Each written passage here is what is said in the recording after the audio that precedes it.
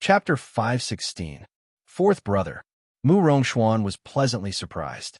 Mu Mingda and Mu Jitong also looked happily at their younger brother.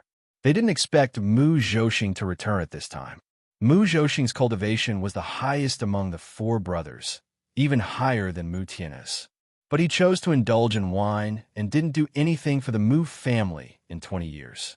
Mu Zhouxing's clothes were very ordinary. He didn't look drunk like he used to, and he didn't smell of alcohol.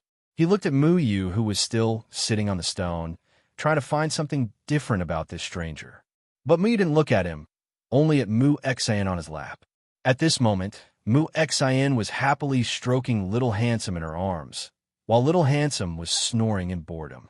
After a long silence, Mu Zhouxing said, "You are Mu Yu? Where did you know?" Mu Yu had told this news to Sikong Gaoming's 2 guards yesterday. Other than that, only the Mu family knew. Mu Zhouxing didn't follow the Mu family back to the Mu residence from the cemetery. No one knew where he went until today. There are rumors that the true God's disciple, Mu Yu, has returned to the Mu family, Mu Zhouxing said. "That's fast," Mu Yu said. Sikong Chiwen didn't expect the two of them to spread the news. However, this was something that would happen sooner or later. This was because Sikong Chiwen wanted to defeat Mu Yu in front of everyone to prove himself.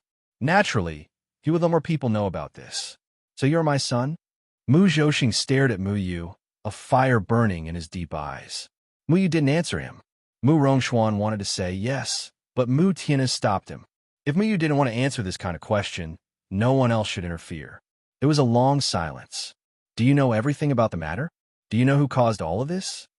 Mu Zhouxing saw that Mu Yu didn't answer and continued to ask. Mu Zhouxing looked at his father and found that Mu Tianhe was also looking at him, his eyes full of guilt. "I know." Mu Yu didn't hide anything. Mu Rongshuan told him the truth. "I left a mark on my child's stone. Only I know. Where's your genealogy stone?" Before Mu Zhouxing and Zhu Qiuqi eloped, Zhu Qiuqi was already pregnant. Mu Zhouxing secretly dug out a blue stone below his name on the genealogy stone and made a mark. Mu Yu pulled the stone on his neck and threw it. When Mu Zhouxing saw the mark on the stone, his body suddenly trembled. His eyes turned red. That was indeed a child he had never met before. For 20 years, he didn't know where his son was. Even when Zhu Qiuqi came back alone 18 years ago, she didn't tell him where his son was. He didn't expect his son to find him. "I'm sorry, I didn't do my job." Mu Zhouxing returned the stone to Mu Yu. He turned his head and looked at Mu Tianhe, the father who caused him to lose his family. His eyes were still full of anger. Mu Tianhe avoided Mu Zhouxing's gaze. He didn't have the face to face his son. Mu Zhouxing looked at Mu Yu again and asked, "Do you know that Mu Tianhe caused all of this?" Mu Tianhe's heart ached. His son hadn't spoken to him for 20 years. He didn't expect that when he finally woke up, he still hadn't forgiven him and called him by his name in front of everyone. Mu Tianhe knew that he wasn't a good father and had let down the two people in front of him. Mu Yu didn't look at Mu Zhouxing, but looked at Mu Tianhe. This old man might have gone overboard in the past, but now he had won Mu Yu's respect. Mu Yu had said that when Mu Tianhe put down his pride, he would treat him as a member of the Mu family. So when Mu Tianhe decided to become Mr. Yan's butler, Mu Yu had forgiven him. "He's my grandfather," Mu Yu said without looking up. Mu Zhouxing paused and clenched his fists. "What about me? You're not my father," Mu Yu said simply. Mu Zhouxing wouldn't forgive his father. Mu Yu wouldn't forgive his father either. Mu Tianhe was anxious. He was even more surprised by Mu Yu's words than Mu Zhouxing, because he was the source of the conflict between father and son. If Mu Yu is unwilling to forgive someone, then that person should be him, not Jupiter's star. But now, Mu Yu had forgiven him, the culprit, but refused to forgive Mu Yu's father. This made Mu Zhouxing panic and confused. Mu Tianhe said anxiously, "Mu Yu, he's your father. You can refuse to acknowledge me as your grandfather, but you can't deny that he's your father." Mu Tianhe had always wanted to make it up to his son and grandson. "Grandfather, it's not your fault. I don't like people who run away from reality." Mu Yu still didn't look at Mu Zhouxing. In his heart, his father was Deadwood Daddy. Everything Deadwood Daddy had done was in line with a father's responsibility. Mu Zhouxing's chest heaved. He had hated his father for 20 years because of his wife and son. Now, his wife was legitimate, and he had found his son, but the conflict between them couldn't be resolved. The words running away from reality hurt him deeply. What will it take for you to forgive me? Mu Zhouxing looked at his unfamiliar son. When you forgive yourself, Mu Yu patted Xiao Xian's head. Many things weren't a matter of who forgave who. It was a matter of one's own inability to overcome the hurdle. Mu Zhouxing felt a deep sense of guilt toward his wife and son and turned to hate his father. He couldn't forgive Mu Tianhe, and he couldn't forgive himself. He thought it was his own incompetence that had failed to protect his wife and son. But Mu Yu didn't continue to blame Mu Tianhe, the source of all this, which made Mu Zhouxing very angry. Why did you forgive Mu Tianhe? Mu Zhouxing's voice was laced with anger. Grandfather let go of his pride, so I forgave him. It was his past pride that caused this situation. Now that he's no longer that person, I have no reason to blame him. Mu Yu kept looking at Mu Tianhe and didn't want to look at Mu Zhouxing. His eyes were clear, and his tone was calm. I was an orphan for so many years. I should hate him the most, not you. Mu Tianhe opened his mouth, shame filling his chest. Mu Yu should have been the one with the least reason to forgive him, but he was forgiven by Mu Yu. You're the one who should hate him the most. Jupiter Star muttered under his breath. As an orphan, Mu Yu grew up under the strange gazes of others and endured the ridicule of others.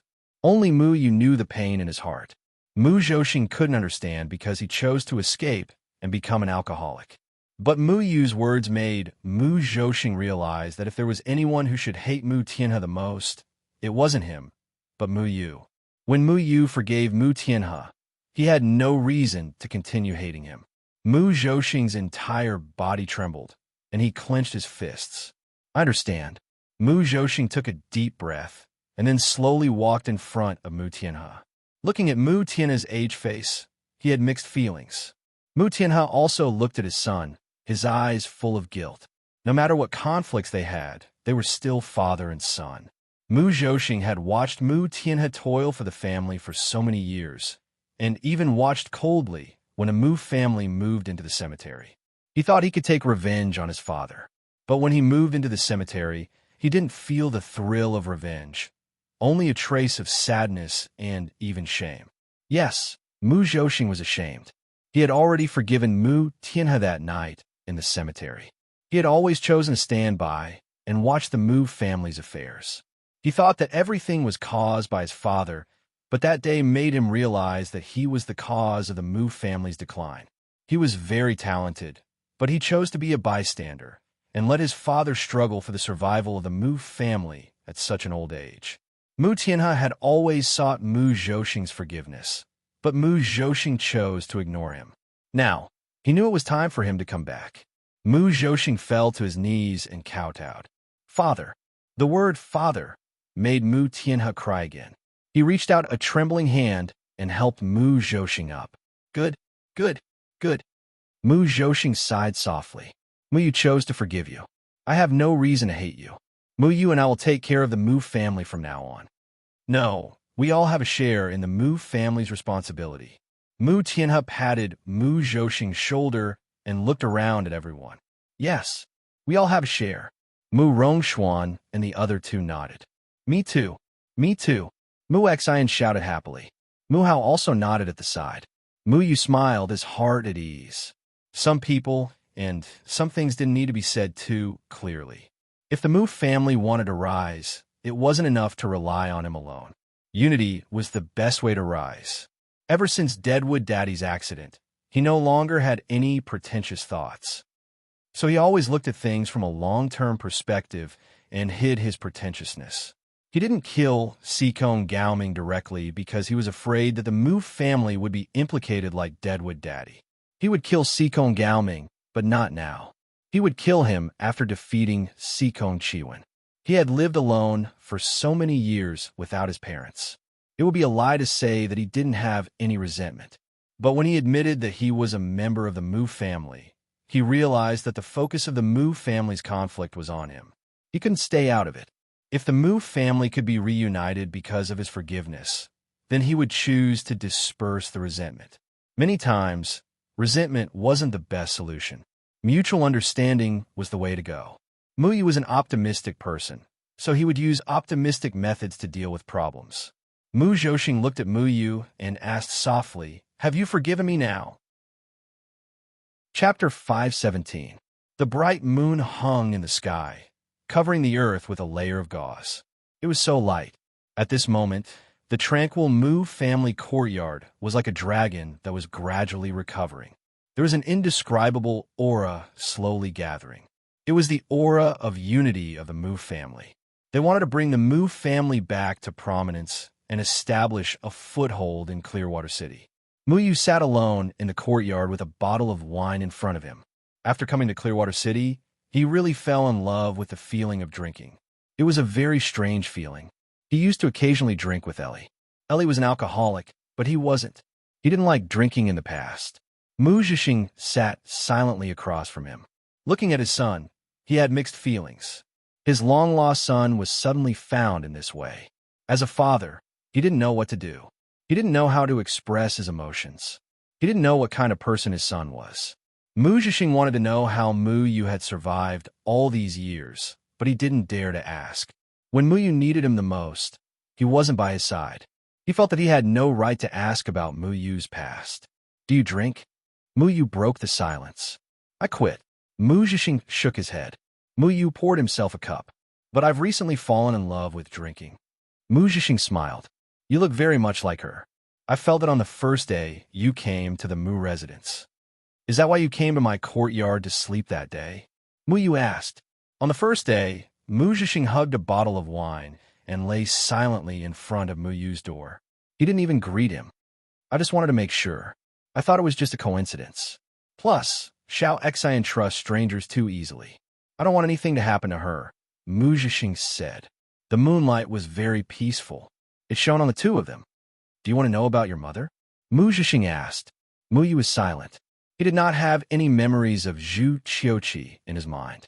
When Muyu was 2 years old, Zhu Qiuqi left Flowing Water Village without saying goodbye. Zhu Qiuqi left while Muyu was sleeping. She did not say goodbye to Muyu. From then on, he followed the village chief. He didn't have any thoughts about this mother he had never met before. Perhaps there was, but it would never be longing. "Go ahead." Muyu didn't want to know about Zhu Qiuqi, but he still responded politely. He didn't want to know because he didn't understand what kind of situation would make a mother abandon her son to meet her husband alone. Mu Zhixing could tell that his son held a grudge against his mother, but he still said it anyway. It was as if he was saying it for Muyu, but also for himself. Thinking of that woman, a smile appeared on Jupiter Star's face.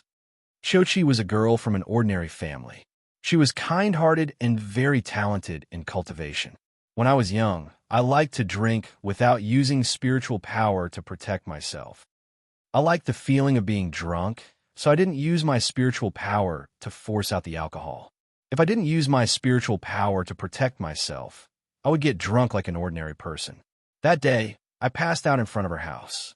She was kind enough to take me in for the night. A look of nostalgia appeared on Mu Zhixing's face. She used her spiritual power to dispel the smell of alcohol from my body.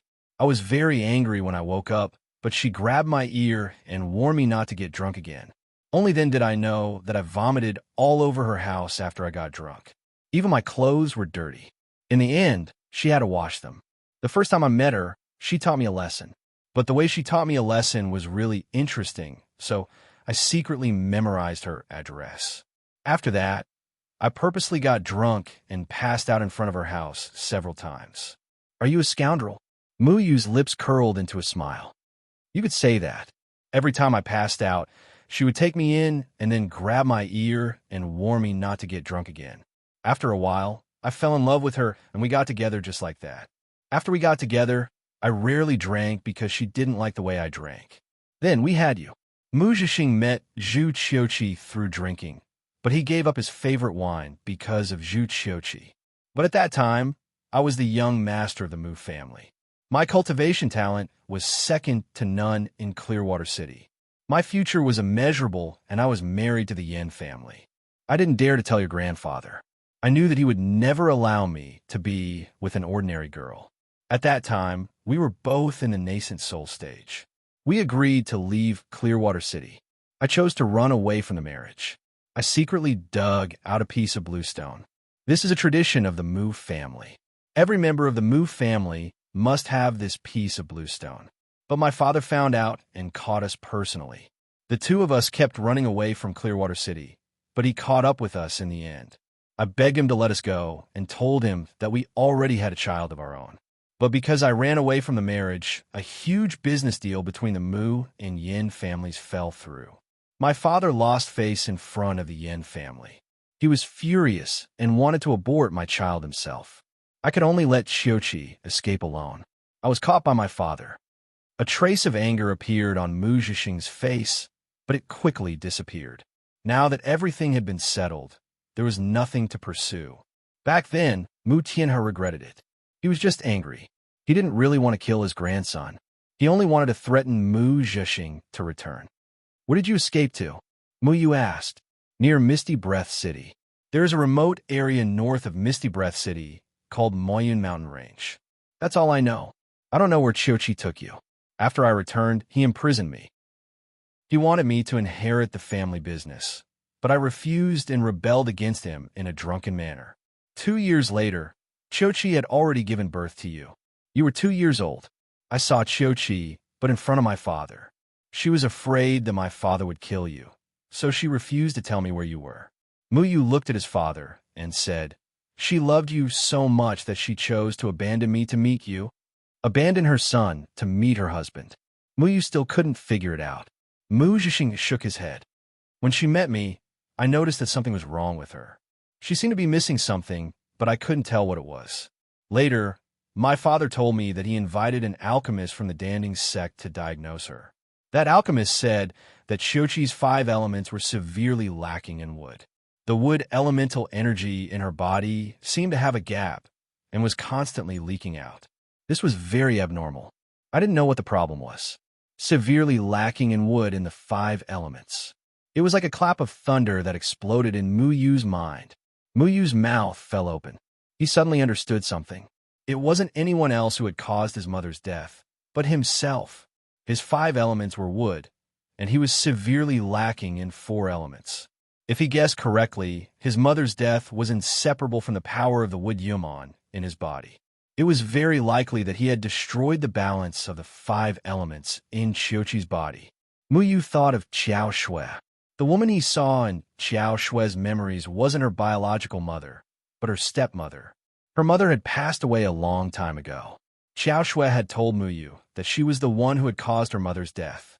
So that was what had happened. In that case, Qingyan, Luo Shang, and Xiangnan had all caused their mother's death, just like him. Mu Yu's heart was in turmoil.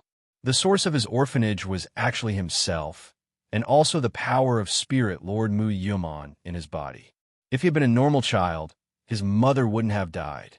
His mother would have accompanied him as he grew up and then brought him to Jupiter. Mu Yu thought that Qiuqi had left him because she loved her husband more than she loved him. Now, he understood that Qiuqi had felt that she was going to die soon. She wanted to see her husband one last time before she died. She wanted to entrust Mu Yu's whereabouts to her husband and ask about Mu Tianhe's intentions. She was worried that if Mu Tianhe didn't acknowledge Mu Yu as his grandson, Mu Yu would be killed by Mu Tianhe if she brought him along. She knew that she didn't have long to live. There was no place for Mu Yu in Qingshui City, so she could only leave him in Qingshui Village and let the village chief take care of him. Qiuqi went to the Mu family in Qingshui City alone. She wanted to secretly tell her husband about this, but in the end, she didn't dare to say it in front of Mu Tianhe. She also couldn't tell her husband about her son's whereabouts. Qiuqi thought that she could hold on, but her life was still taken away by the lack of wood element. This death came too suddenly, and Qiuqi wasn't prepared at all. I'm sorry, Mu Yu murmured.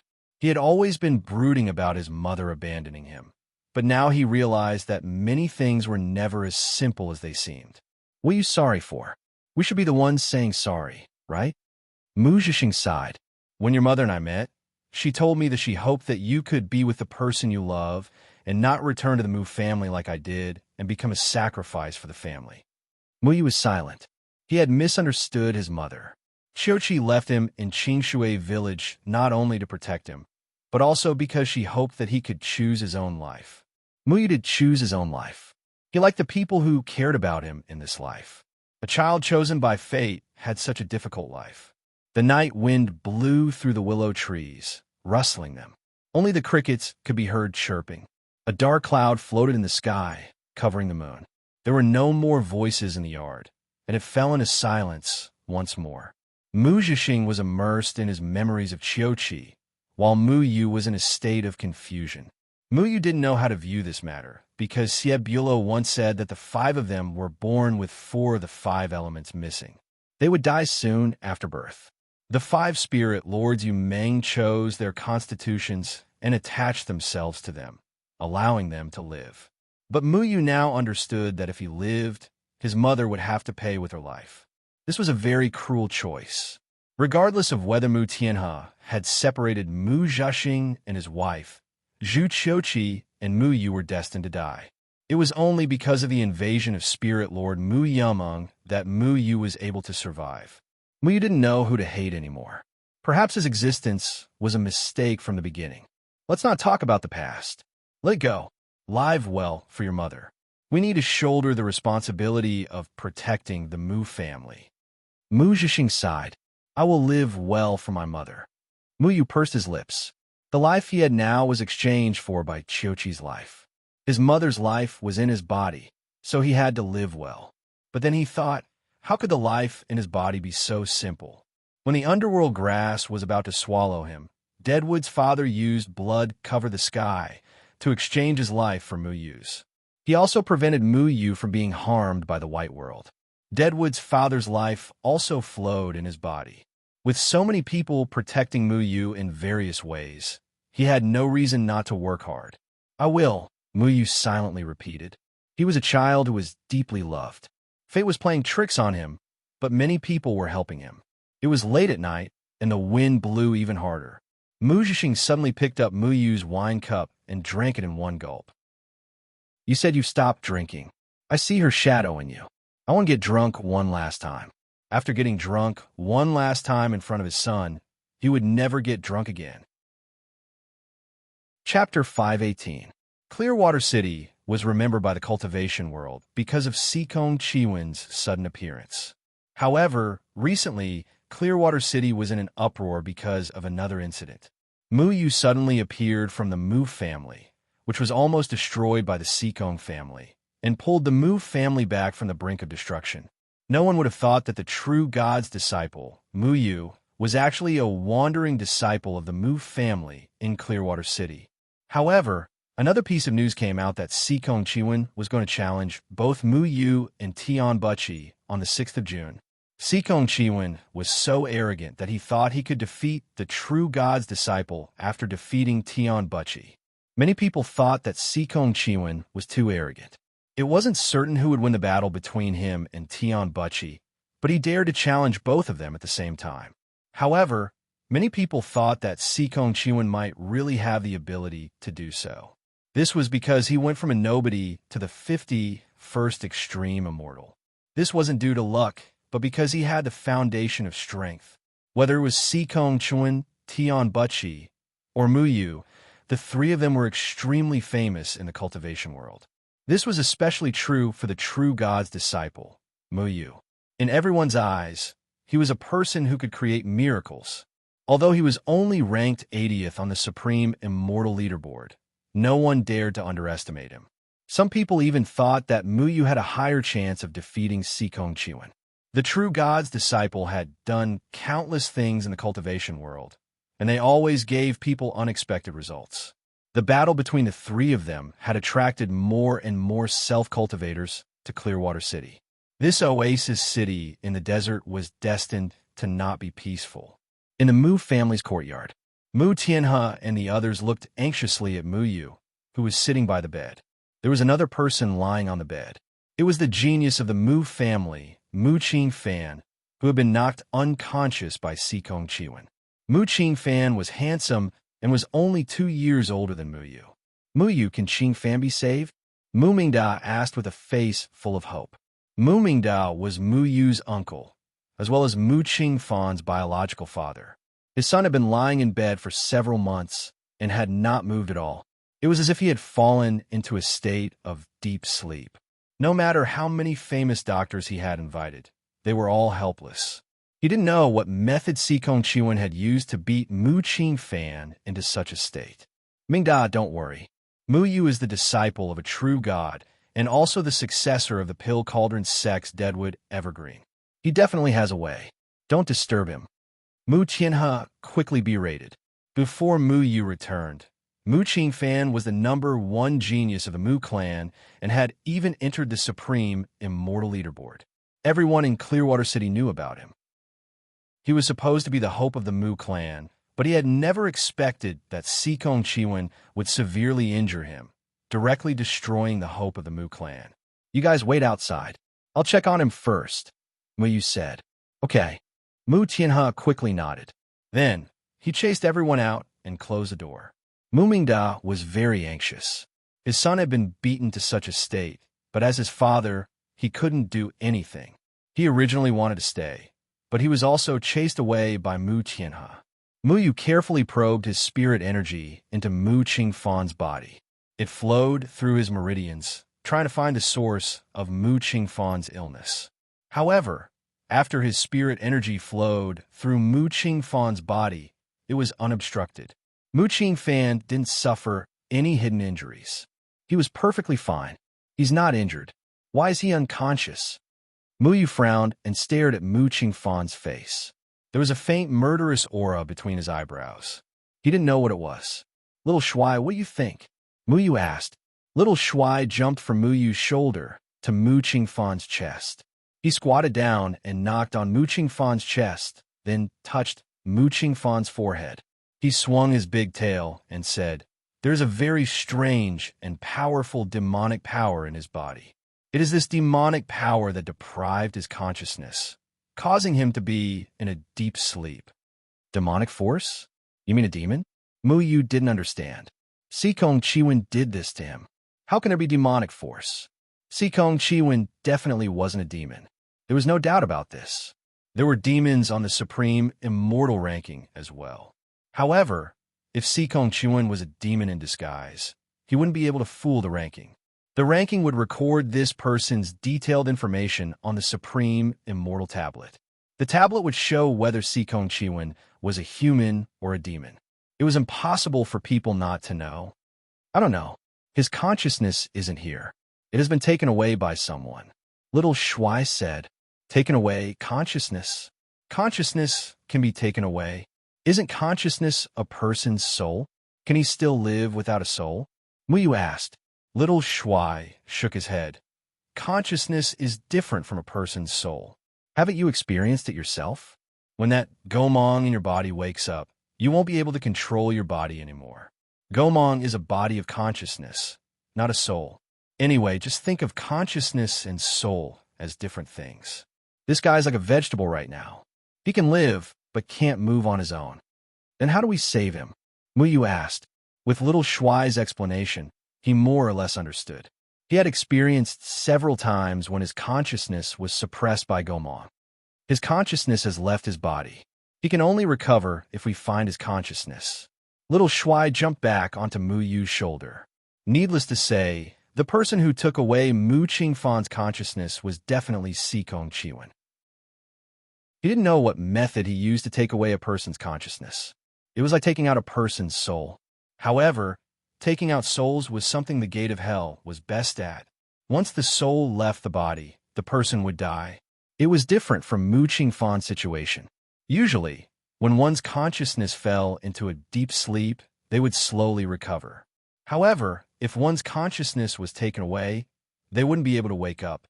Looks like we have to think of a way to deal with Sikong Chiwen first. Mu Yu touched his forehead. The problem was beyond his imagination. He couldn't directly ask Sikong Chiwen for Mu Qingfan's consciousness. He would definitely refuse.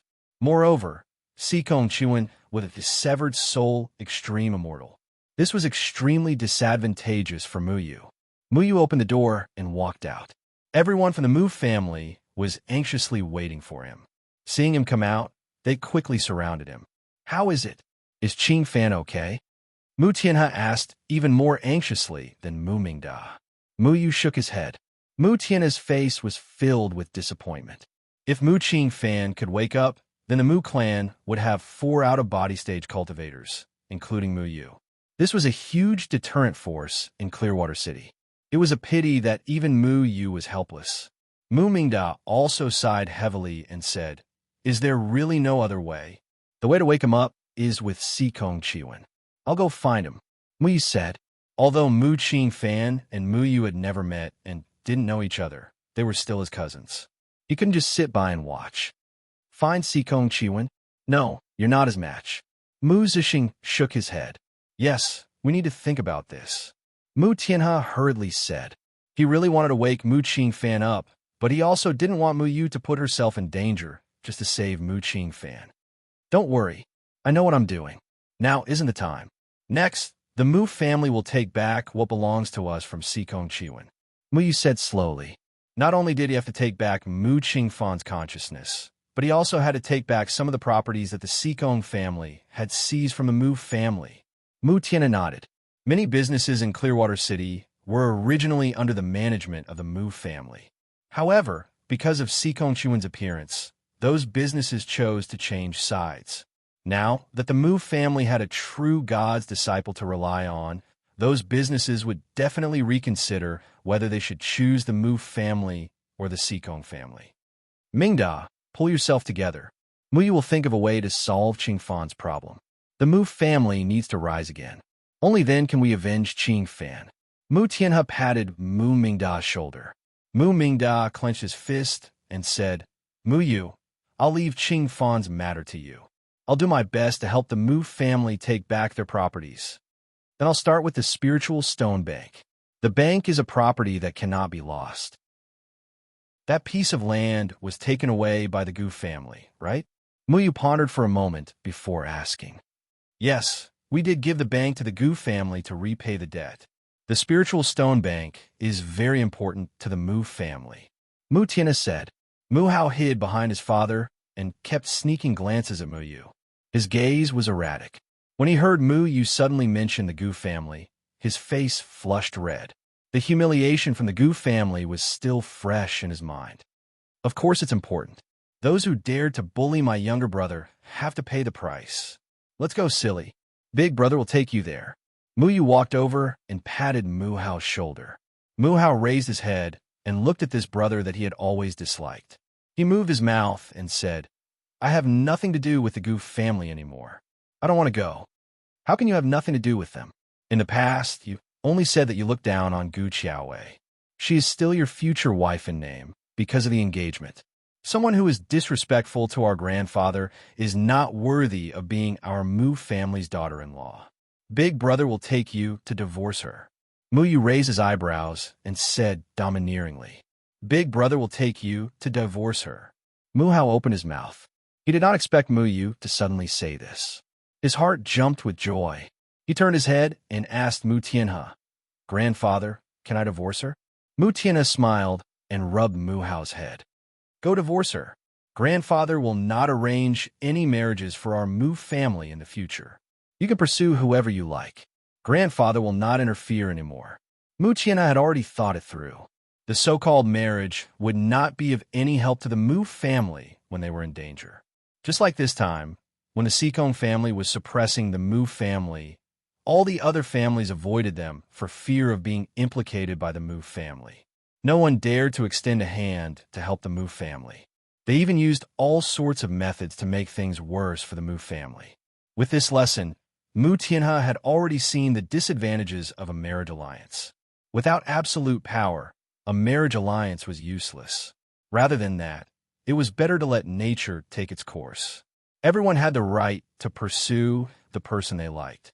He had no right to deprive them. Mu Hao revealed a brilliant smile.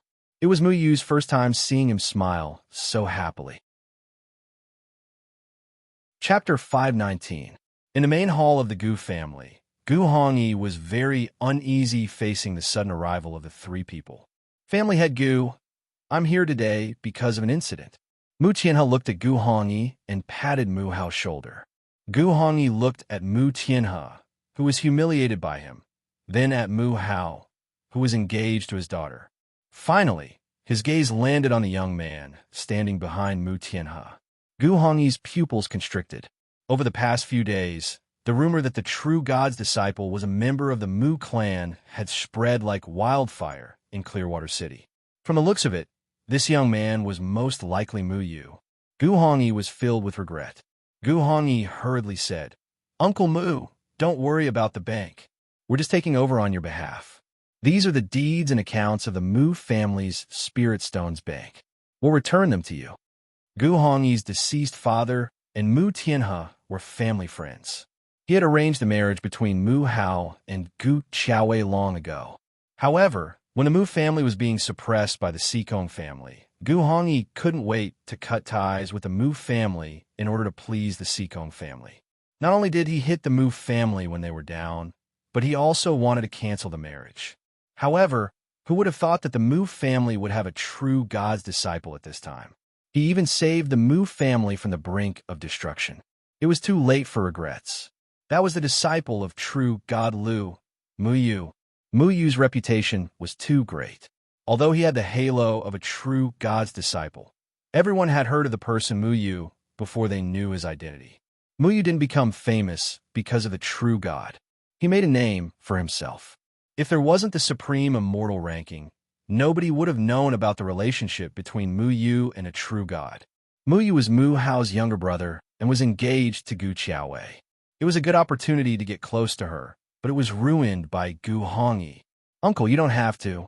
I don't deserve this title," Mu Tianhe said indifferently. Gu Hongyi's face turned red. He hurriedly said, "Uncle Mu, you're exaggerating. My father and you are old friends, aren't you? He kept telling me that you're a real. Don't you think it's too late to talk about friendship with me?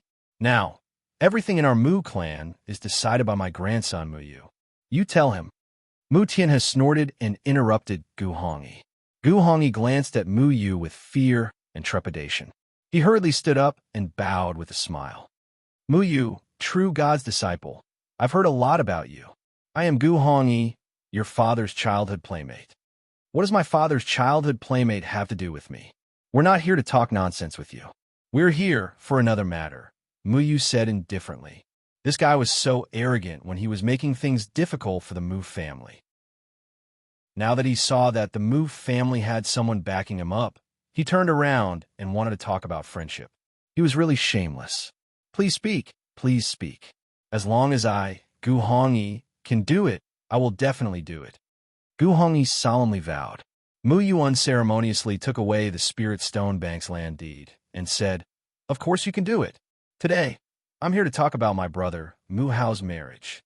When Gu Hongyi heard about marriage, his heart jumped.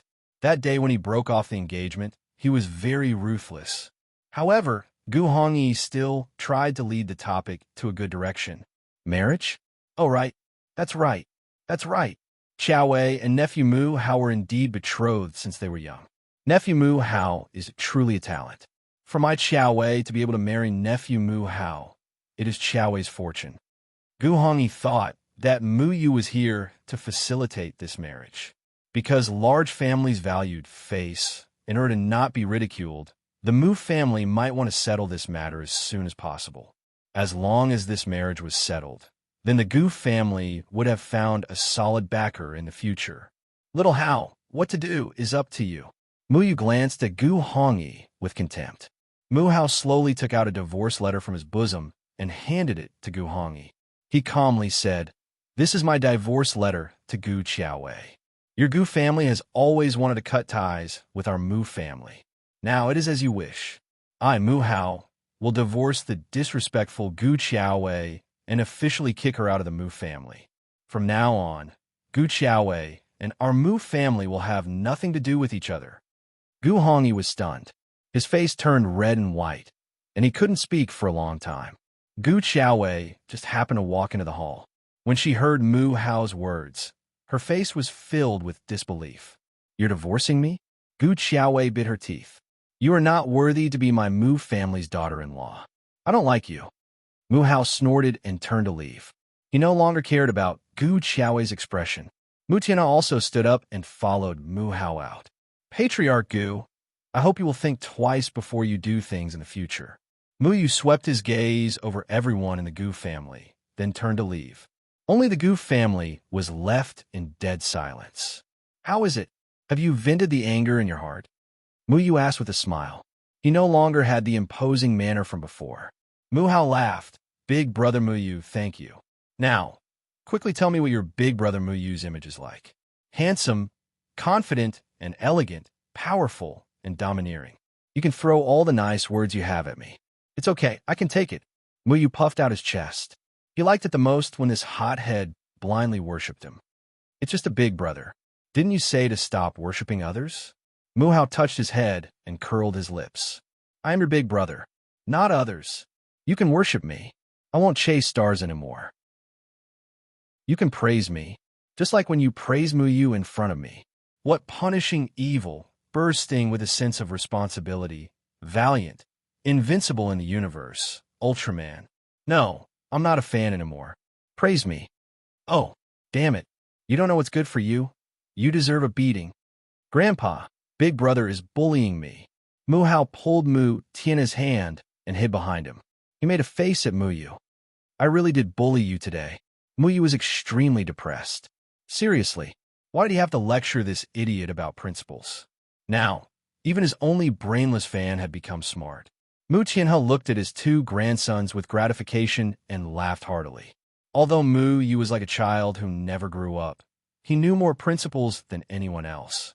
The way he handled things was even better. After Mu Hao received a blow, he was influenced by Mu Yu and changed his personality. With such a grandson, the Mu family's future was naturally bright. Let's go, Grandpa. Next, let's go to the One Signboard restaurant. That is little Xian's favorite place to eat, so we can't disappoint her. Mu Yu raised his hand and gave Mu Hao a knock on the head, then leisurely said, the Mu family was destined to launch a desperate counterattack. Now, Mu Yu didn't lack money at all. In just 10 days, he used his resounding name and swift and decisive methods to take back half of the Mu family's assets.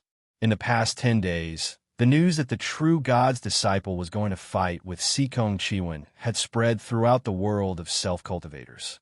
The name Mu Yu was so famous in the world of self-cultivators that it shocked many people. Although he was still ranked 80th on the Supreme Immortal Leaderboard, no one would simply treat him as the 80th Supreme Immortal. He disappeared for more than half a year.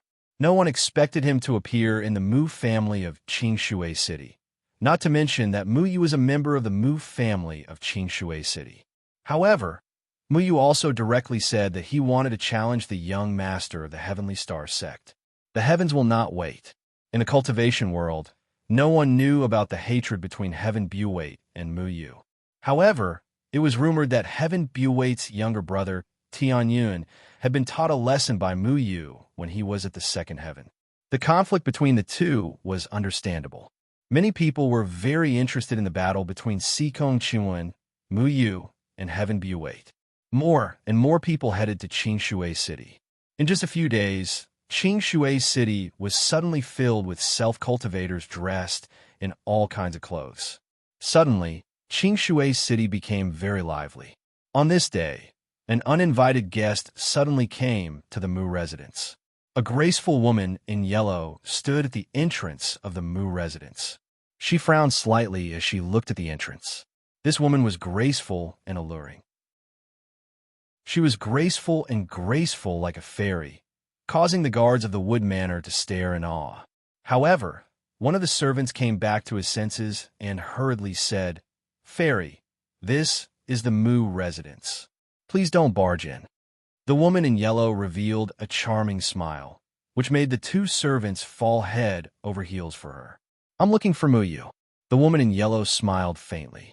Our young master Mu Yu is very busy. He won't see any guests. One of the servants said politely. Ever since the news of Mu Yu being a member of the Mu family spread, people would come to visit the Mu residence from time to time.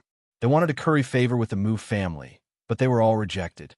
In order to protect the Mu family from being harassed by outsiders, Mu Yu specially used a formation to protect the entire Mu family. As the leader of the formation glyph sect, he really didn't hold back when he set up the formation. It could effectively prevent self-cultivators from spying on the Mu family. Just tell him that Yao Sect's Roanna wants to see him, the woman in yellow said faintly. This charming woman was the Yao Sect's Roanna. She was the person Mu Yu took advantage of. Although Mu Yu always thought that he was helping others, Roanna still held a grudge against him. He didn't expect Roanna to come here today. Yao Sect. The servant was slightly shocked. The name of the 8 sects of the cultivation world was like thunder. Even a servant like him knew what the Yao Sect meant. The Yao Sect and the Red Dust Sect were 2 sects that produced many beauties. Each of them had extraordinary strength and were as beautiful as fairies. Since she was a fairy from the Yao Sect, they didn't dare to neglect her. Fairy, please wait a moment. I'll go report to young Master Mu Yu. One of the servants hurriedly went in. The so-called busy Mu Yu was currently lying in the courtyard eating melon seeds and basking in the sun. Mu Hao was practicing his sword skills on the side. Calm your mind. Don't hesitate when you attack. What do you look like when you're cowering? Mu Yu scolded. Like a girl, little Shuai said while eating melon seeds. Mu Hao's face flushed red. He withdrew his sword and stabbed out again, leaving behind a series of explosions in the air. This time, it looks like a girl's fancy boxing. Long Tongue said lazily. Mu Yu shook his head and felt a headache coming on. Long Tongue and Little Shuai's understanding of sword skills was much better than Mu Hao's. In order to let Mu Hao understand, he even used the Wind Sun Heart linking formation and told Mu Hao his understanding. Unfortunately, that kind of understanding was too profound for Mu Hao to understand. Mu Yu now realized how smart Little Shuai and Long Tongue, these 2 guys who had nothing better to do, were. This was because the 2 of them had directly grasped the heavenly Sword 9 draws through the Wind Sun Heart linking formation. It was fine that Little Shuai was used to block the spiritual chi. Even Long Tongue, this idle guy, could communicate with Mu Yu. Only this hothead couldn't. It was quite helpless. At this moment, a servant knocked on the door and reported respectfully, "Young Master Mu Yu, someone who claims to be the Yao Sect's Fairy Roanna, requests an audience." Chapter 520. It's that big sister whose chest you touched before. Let's go. The warm one is here. Let's quickly touch the other side of her. Little Shuai stretched out his little claws and grabbed the air twice. He even pinched his own chest and found that there was not much meat on his chest. In the end, he still laughed foolishly. His expression was very rich. Mu Yu was amused by Little Shuai's shameless look. Little Shuai, it's fine if you often go to Tianran, Lanlinger, and Xiao Shui's soft places. They're easy to talk to, but you even dare to have ideas about Jade Sect's Roanna. Aren't you afraid that she will chop off your hand? I haven't gone to a soft place for a long time. Who told your chest not to be soft enough? Damn, then don't sleep on my chest every day. Mu Hao saw that they were inappropriately discussing the soft parts and hurriedly reminded him, "Brother, aren't you going to meet her quickly? It's not good to let Jade Sect's fairy wait for too long, right? Let her wait. I don't have time right now," Mu Yu said without hesitation. He didn't like this girl who had always wanted to chop off his hand. Mu Hao opened his mouth wide. The servant was also stunned for a moment. He thought that the young master would definitely put down what he was doing to receive the Jade Sect's fairy. He didn't expect that the young master would directly tell the Jade Sect's fairy to wait. He also admired his young master in his heart. He even dared to neglect the people of the 8 gates. Only a true God's disciple would dare to do so. Mu Yu didn't care about Jade Sect's Roanna. The 8 gates were nothing in his eyes, not to mention an unreasonable girl like Roanna. She wanted to chop off his hand every day. Now that she had appeared, he eagerly went over. Wasn't this crazy? In Mu Yu's opinion, helping his silly little brother choose a suitable cultivation method was much more important than seeing Roanna. Thinking of Mu Hao, Mu Yu helplessly touched his forehead. Mu Hao was not a material to learn sword arts. His sword arts didn't even meet the basic requirements. Mu Yu wanted to teach him the 9 guides of Heaven's sword, but with Mu Hao's talent, he couldn't comprehend it. You can't learn swordsmanship. Not everyone can learn the 9 Temptations' heavenly sword. It requires a very strong comprehension ability. Muyu shook his head. Mu Hao pursed his lips. Then what should I learn? I want to learn some real skills. Learn how to cook from me. In front of Xiao Shuai's table, there was a cookbook called Demon Beast Nutrition and Dietary Encyclopedia. It was taken from the one-word signature restaurant.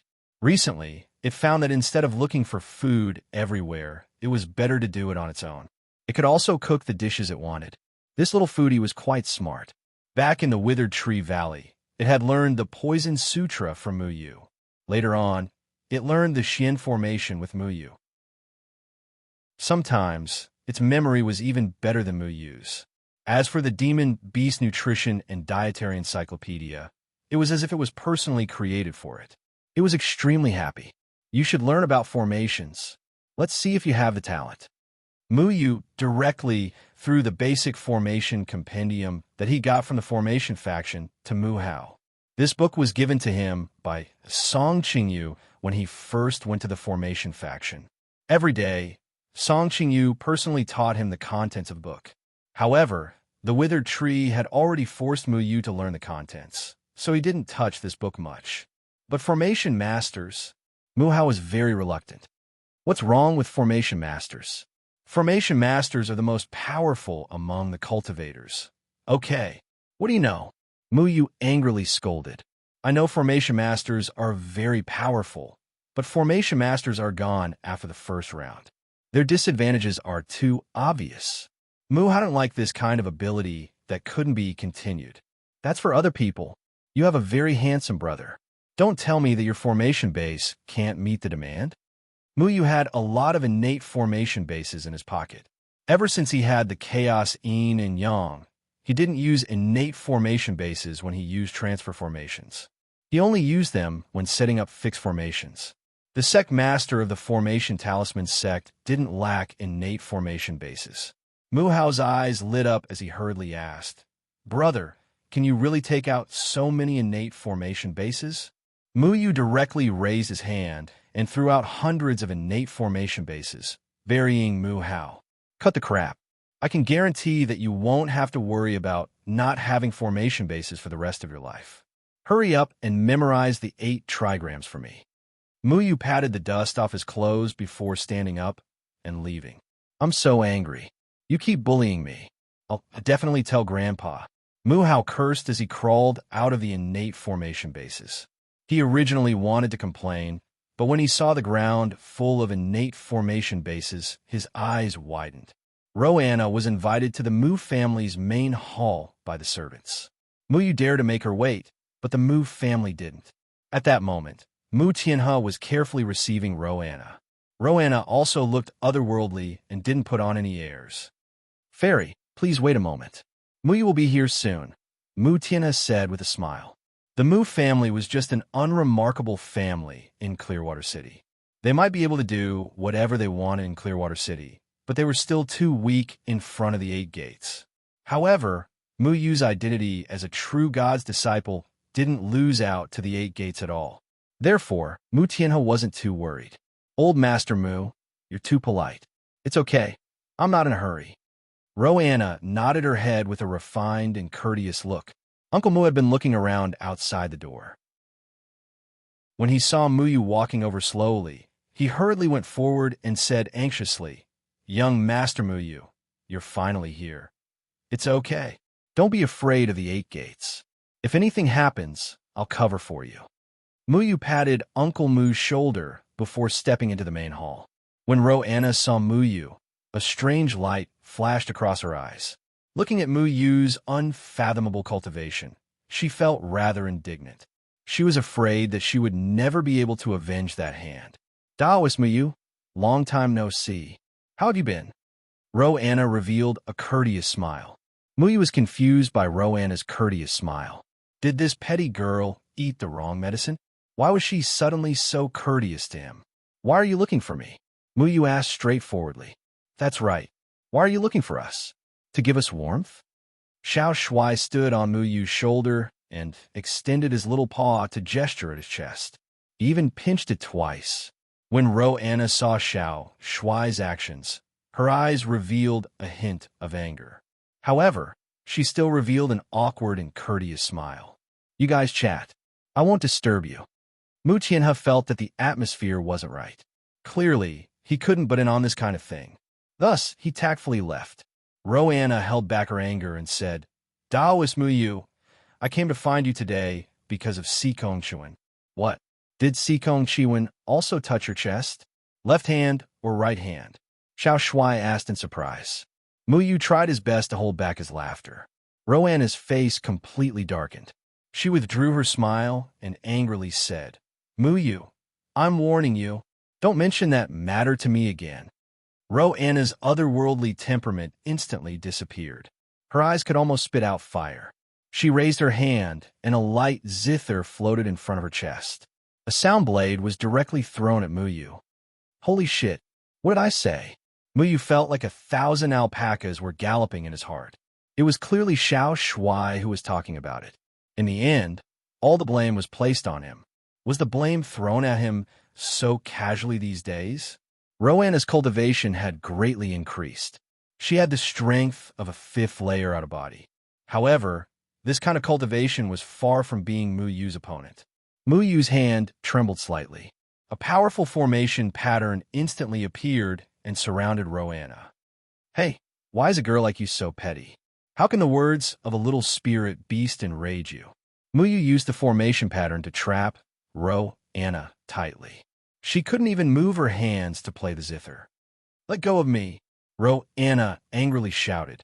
If you make a move without saying anything, I can't guarantee that I will directly throw you out on the street for exhibition. Mu Yu snapped his fingers. The formation pattern that trapped Roanna floated away. Roanna's face was ashen. She fiercely glared at Mu Yu and didn't make another move. Speak. What is it? Mu Yu sat down.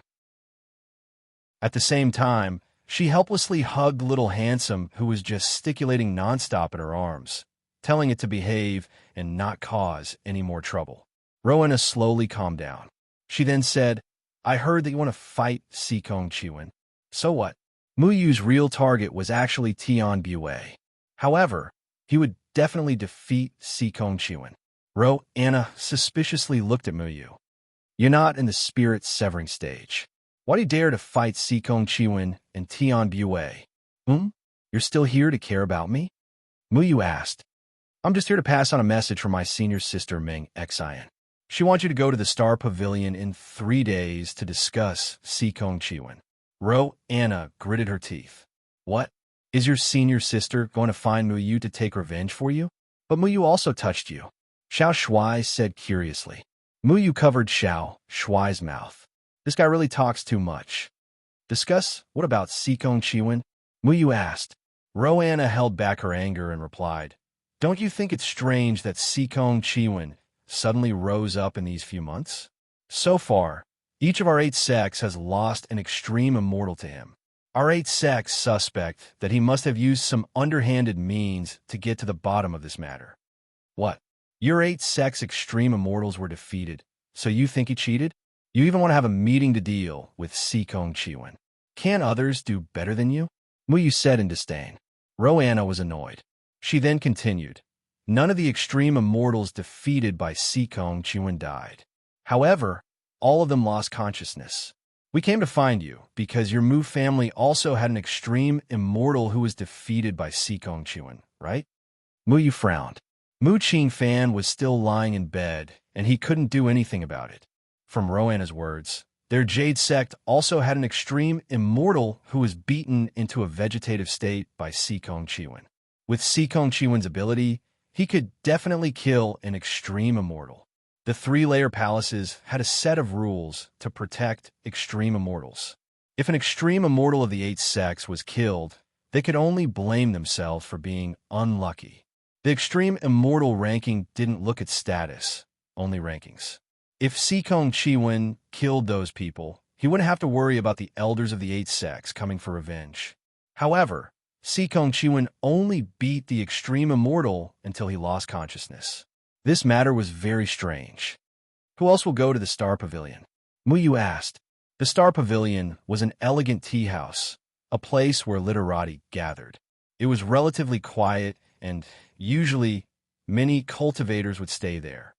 Other than me and senior sister Meng Xen, there's also Red Dust Sect senior sister Miao Yu, Earth Emperor Sect Xinggao, Xinling Sect Zhu Ku, and Stargate's Tianbo Lui. Muyu frowned and said coldly, "You know I have a fight with Tianbo Lui, right? You're not Tianbo Lui's match." Rowena said simply, "Is that so?" Muyu's body flashed with endless killing intent. Rowena suddenly felt like she was in an ice cellar. However, this aura was fleeting as if nothing had happened. When Rowena woke up, she found that her forehead was covered in sweat. The self-cultivators didn't know that Tianbo Lui killed Deadwood Evergreen. They thought that the conflict between Muyu and Tianbo Lui was only because Tian Yun offended Muyu. Chapter 5:21. Rowanna's expression slightly changed. She said, "Tian Yun, this kind of wastrel has offended a lot of people. You don't need to become enemies with Tian Bue because of Tian Yun. If you want to save your Mu family's extreme, immortal Mu Qing fan, you should let go of your prejudice and stand with us." "Stand with Tian Bue?" Muyu sneered. Rowanna said in a deep voice, "That's right. You should know that Tian Bue is going to fight Sikong Chiwen soon. The purpose of our discussion is to help Tian Bue find out more information about Sikong Chiwen. As long as we help Tian Bue defeat Sikong Chiwen and force him to tell us how to save those unconscious extreme immortals, then your Mu family's Mu Qing fan will wake up." "Then what do you want me to do? You know that I'm going to fight Sikong Chiwen and Tian Bue, right?" Muyu said in a cold voice. Rowena said, "You are only out of body stage. Sikong Chiwen and Tian Bue are both in severed soul stage. How can you beat them? You should look at the big picture and let go of past grudges. Only then can you save your Mu Qing fan." Rowena didn't think that Muyu had the qualifications to fight Sikong Chiwen and Tian Bue. Many cultivators also had the same thoughts as Rowena. Even when Muyu released the news that he was going to fight Sikong Chiwen and Tian Bue, everyone thought that Muyu was bluffing. After all, out-of-body stage and severed soul stage were two different concepts. Muyu sneered and said, "Tian Bue doesn't have the confidence to beat Sikong Chiwen. Why would he need other people's help? This Stargate young master is really amazing." During Sikong Chiwen's rise, many extreme immortals became his stepping stones.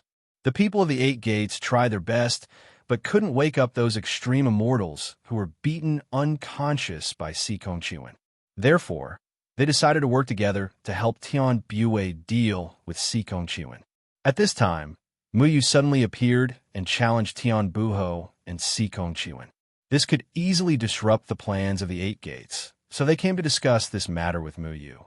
The result of their discussion was self-evident. Muyu would withdraw from this battle and choose to assist Tian Bue in dealing with Sikong Chiwen. "Go back and tell Fairy Meng Xian that I will definitely be there in 3 days." A cold light flashed in Muyu's eyes as the black and white runes disappeared in a flash. Rowena looked into Muyu's eyes and was momentarily absent-minded. She held her breath and averted her gaze. Then, with a wave of her hand, a golden invitation card flew towards Muyu and stopped in front of Muyu. "Take this invitation card and come to the Stellar Pavilion 3 days later. There will naturally be someone to welcome you. Then I'll be waiting for fellow Taoist Muyu at the Star Pavilion. Goodbye." "Give me warmth. Give me warmth. Rub, rub, rub, rub." Xiao Shuai jumped onto Muyu's shoulder and waved his little paws proudly, touching his little chest for a while. Rowena was flustered and exasperated. She fiercely glared at Xiao Shuai and then left the Mu residence. The entire hall was filled with biting cold killing intent. However, this killing intent was gradually restrained by Muyu. How can the Eight Gates be so despicable? They can't beat him and still want to team up? Xiao Shuai said with disdain. Longtongue also came out and asked puzzledly, "Muyu, they clearly look down on you. Why did you agree to go to the Stellar Pavilion?" "Why not?" The runes around Muyu's body gradually dissipated. His expression was very calm. "If I don't go, How can I let them know that looking down on others is the stupidest thing? Mu Yu stroked Xiao Shuai's tail and walked out of the Mu residence. The 8 gates knew that Mu Yu's cultivation was only at the out-of-body stage. They wanted to persuade Mu Yu to abandon his prejudice and help Tianbu Waits. However, how could they know that Mu Yu and Tianbu Waits had an irreconcilable feud? Help Tianbu Waits? Dream on. Mu Yu was still reading the basic array formation compendium in the courtyard with great interest. There were hundreds of connate array foundations piled up beside him. These connate array foundations could be said to be priceless. They were all given to Mu Yu by Zhuge, Shaosheng, and Master Lu. A connate array foundation here was worth at least tens of thousands. Some of the more precious ones were even worth hundreds of thousands to a few million. If someone saw the hundreds of connate array foundations piled up on the ground like trash, they would definitely scold Mu Yu for being a prodigal. Silly, do you understand the 8 trigrams array? Mu Yu kicked the connate array foundations away like trash and walked to Mu Hao's side. Mu Hao's face revealed an excited expression. Brother, I just realized that array formations are so powerful. What's the level of your array formation skills? Are you at the level of a connate array master? What do you think? Mu Yu sat down on a black gold spirit stone the size of a wash basin. This kind of connate array foundation was relatively rare, but to Mu Yu, it wasn't a big deal. I think you must be a connate array master. True God, Sorting Chun Feng must have taught you a lot of things. That's great. Quickly teach me how to set up an array. Mu Hao seemed to have discovered a new continent and couldn't wait to learn array formations. At least you know your place. The corner of Mu Yu's mouth slightly raised. Although Mu Hao always looked like he was asking for a beating, and his words were still unpleasant to hear, Mu Hao firmly believed in Mu Yu's strength as a true God disciple. This was something that Mu Yu was quite satisfied with. This younger brother of his was much better than those snobbish disciples of the 8 gates. Just based on this point alone, Mu Yu wanted to nurture Mu Hao. Didn't you look down on the identity of an array master just now? Mu Yu deliberately asked. Didn't you say so? With enough array foundations, an array master wouldn't have any drawbacks. Brother, you're so awesome, giving me so many array foundations in one go. I won't be able to use them all in my lifetime. If I become an array master, I'll become the cultivator with the strongest combat strength. I'll definitely be invincible. Mu Hao waved his arms and said, Invincible? You still have a long way to go. Mu Yu shook his head. Array techniques were divided into many branches. For example, Mu Qinghong was best at using illusion arrays. His illusion arrays could deceive everyone, and even connate array masters couldn't detect them. Mu Qinghong had used the illusion array to kill Mo Ziming in the battle. He had fooled everyone. Mu Yu still admired him. Brother, if I learn array formations from you, will I be considered half a disciple of a true god? Mu Hao's eyes shone. The true god of the 3rd layer of the continent, Sorting Chun Feng, once defeated 5 spirit lords Yu Meng by himself. This kind of great achievement was known by everyone. To be able to have a relationship with a true god, it was really a blessing. According to Mu Hao, Mu Yu could become a true god's personal disciple because he accidentally ignited the weeds on an ancestor's grave when he was offering incense to his ancestor, causing a lot of smoke to come out. Not really. My master doesn't just accept anyone as his disciple. Mu Yu shook his head. Up until now, Sorting Chun Feng had only accepted Mu Yu and a few others, including Kong Kong and Miao Miao. In total, he had 7 disciples. Among these 7 people, not to mention Kong Kong and Miao Miao, the other 5 were 1 in a million talents, especially Qingyan and Luo Shang. Their talents could completely crush the younger generation of the cultivation world. It was just that they were not as high profile as Mu Yu. Qingyan and Luo Shang were not ranked high on the Supreme Immortal Leaderboard. But sometimes, the leaderboard did not represent a person's true strength. For example, Mu Yu is only ranked 80th, but if he wanted to climb up the leaderboard, he would definitely be ranked higher than this. Then if I become your disciple, will I be Sorting Chun Feng's grand disciple? Mu Hao continued to ask, I'm your brother. Why should I be your disciple? Grand disciple? Do you want your father to call me brother? Muyu knocked Mu Hao's head. Mu Hao touched his head and grumbled unhappily. Then he rolled his eyes and said, all right. Hurry up and teach me. After I learn the true God's array formations, I don't care if you admit it or not, I'll feel like I'm a true God's disciple. Muyu laughed. His master had never taught him any array formations. His array formations basically came from Deadwood Daddy. Of course, he also had the help of Heavenly Array, Dao, and Master Lu. Deadwood Daddy's Xian Array was the core of Mu Yu's array formations. For example, array formations like the Wind-Wind-Heart linking array all came from the Xian Array. However, in order to make Mu Hao more motivated to learn array formations, Mu Yu did not plan to expose this point. He let Mu Hao learn array formations with this thought in mind. Perhaps he would really succeed in learning array formations. Learning had to have a purpose. Mu Hao wanted to have a relationship with a true God. This was enough to motivate him to learn array formations. Then you have to learn it seriously. If you don't learn anything, don't tell others that I taught you array formations. Otherwise, my master and I can't afford to lose face. Do you understand? Mu Yu said solemnly. Deadwood Daddy was also Mu Yu's master. However, Mu Hao was like everyone else. He only paid attention to Mu Yu's first master, Jian Ing Chun Feng, and ignored Deadwood Evergreen. Therefore, when Mu Yu said this, he did not feel like he was tricking Mu Hao. Yes, I won't lose face as a true God, Mu Hao said with a serious face. Big brother Mu Yu, I want to learn too. Teach me, all right? Mu Xian ran in from outside and hugged Mu Yu's neck. Teach. Mu Yu pinched Mu Xian's cheeks and smiled helplessly. 3 days passed in the blink of an eye. More and more self-cultivators flooded into Clearwater City. They all wanted to see the battle between Sikong Chuan, Tian Buchi, and Mu Yu. However, none of the self-cultivators knew that Clearwater City was already in turmoil. At this moment, the 8 Gates had already decided to join forces to help Tian Buchi deal with Sikong Chuan. They wanted Mu Yu to join them mainly because Mu Yu's elder brother, Mu Qing Fan, was also defeated by Sikong Chuan.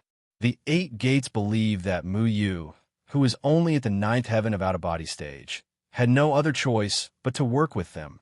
The Stellar Pavilion was the property of $1 Million Trading Company. Because the battle between the 3 extreme immortals would attract a large number of self-cultivators, it would bring countless business opportunities. Naturally, $1 Million Trading Company would not let go of such an opportunity. They purposely renovated the Stellar Pavilion to make it more exquisite and elegant. This small pavilion was expanded by them, and now it was the tallest building in the entire Clearwater City. From a top floor of the Stellar Pavilion, one could see the entire landscape of Clearwater City. Not only that, but there was also a strange array set up on the top floor of the Stellar Pavilion. Here, one could magnify the scenery in a corner of Clearwater City. Even those who were looking at the ground from the sky would feel like they were right in front of them. At the same time, $1 Million Trading Company often released information about the extreme immortals for free. Sikong Chuan and the other 2 extreme immortals were not the only ones on the extreme immortal leaderboard. There were many other talented people, but they were not as eye-catching as Sikong Chuan. Humans were always curious about the strong. Therefore, many self-cultivators would come to the Stellar Pavilion to understand the changes in the extreme immortals. There were a total of 36 floors in the Stellar Pavilion. The scenery on each floor was different and the price was different. The price on the top floor was naturally the highest. Those who could go to the last floor were usually self-cultivators with status and money. Although self-cultivators could fly and they could see Clearwater City anytime they wanted, most of the time, they were not looking at the scenery. Instead, they were looking at their state of mind and what they had seen. This place was like a center for gossip. Many strange news of the cultivation world came from here. Not only that, one could also get to know many powerful self-cultivators. The Stellar Pavilion was heavily guarded. In the territory of the Stellar Pavilion, self-cultivators were not allowed to fly. The Stellar Pavilion was bustling with people every day. Business was booming. Wealthy self-cultivators would choose to sit on the top floor of the Stellar Pavilion. It was a symbol of status and identity. However, the top floor of the Stellar Pavilion was booked today. No one could go up. Chapter 5:22. I'm a young master of Thousand Bird Villa. How dare you not let me go to the top floor? A horse-faced young man asked angrily. There were two guards at the top floor of the Stellar Pavilion. They were both at the nascent soul stage. They didn't panic at all when facing the young master of Thousand Bird Villa. After all, the $1 million firm was not to be trifled with. Young master, the top floor of the Stellar Pavilion has already been booked. There are still seats on the 34th floor. You can choose the 34th floor. The guard said indifferently, I can't go up even if I pay 10,000 spirit stones. The horse-faced young man said angrily, I'm sorry, this is not a matter of money. You can choose the 34th floor. The guard's attitude was very cold. The horse-faced young man was called Ma Xingtian.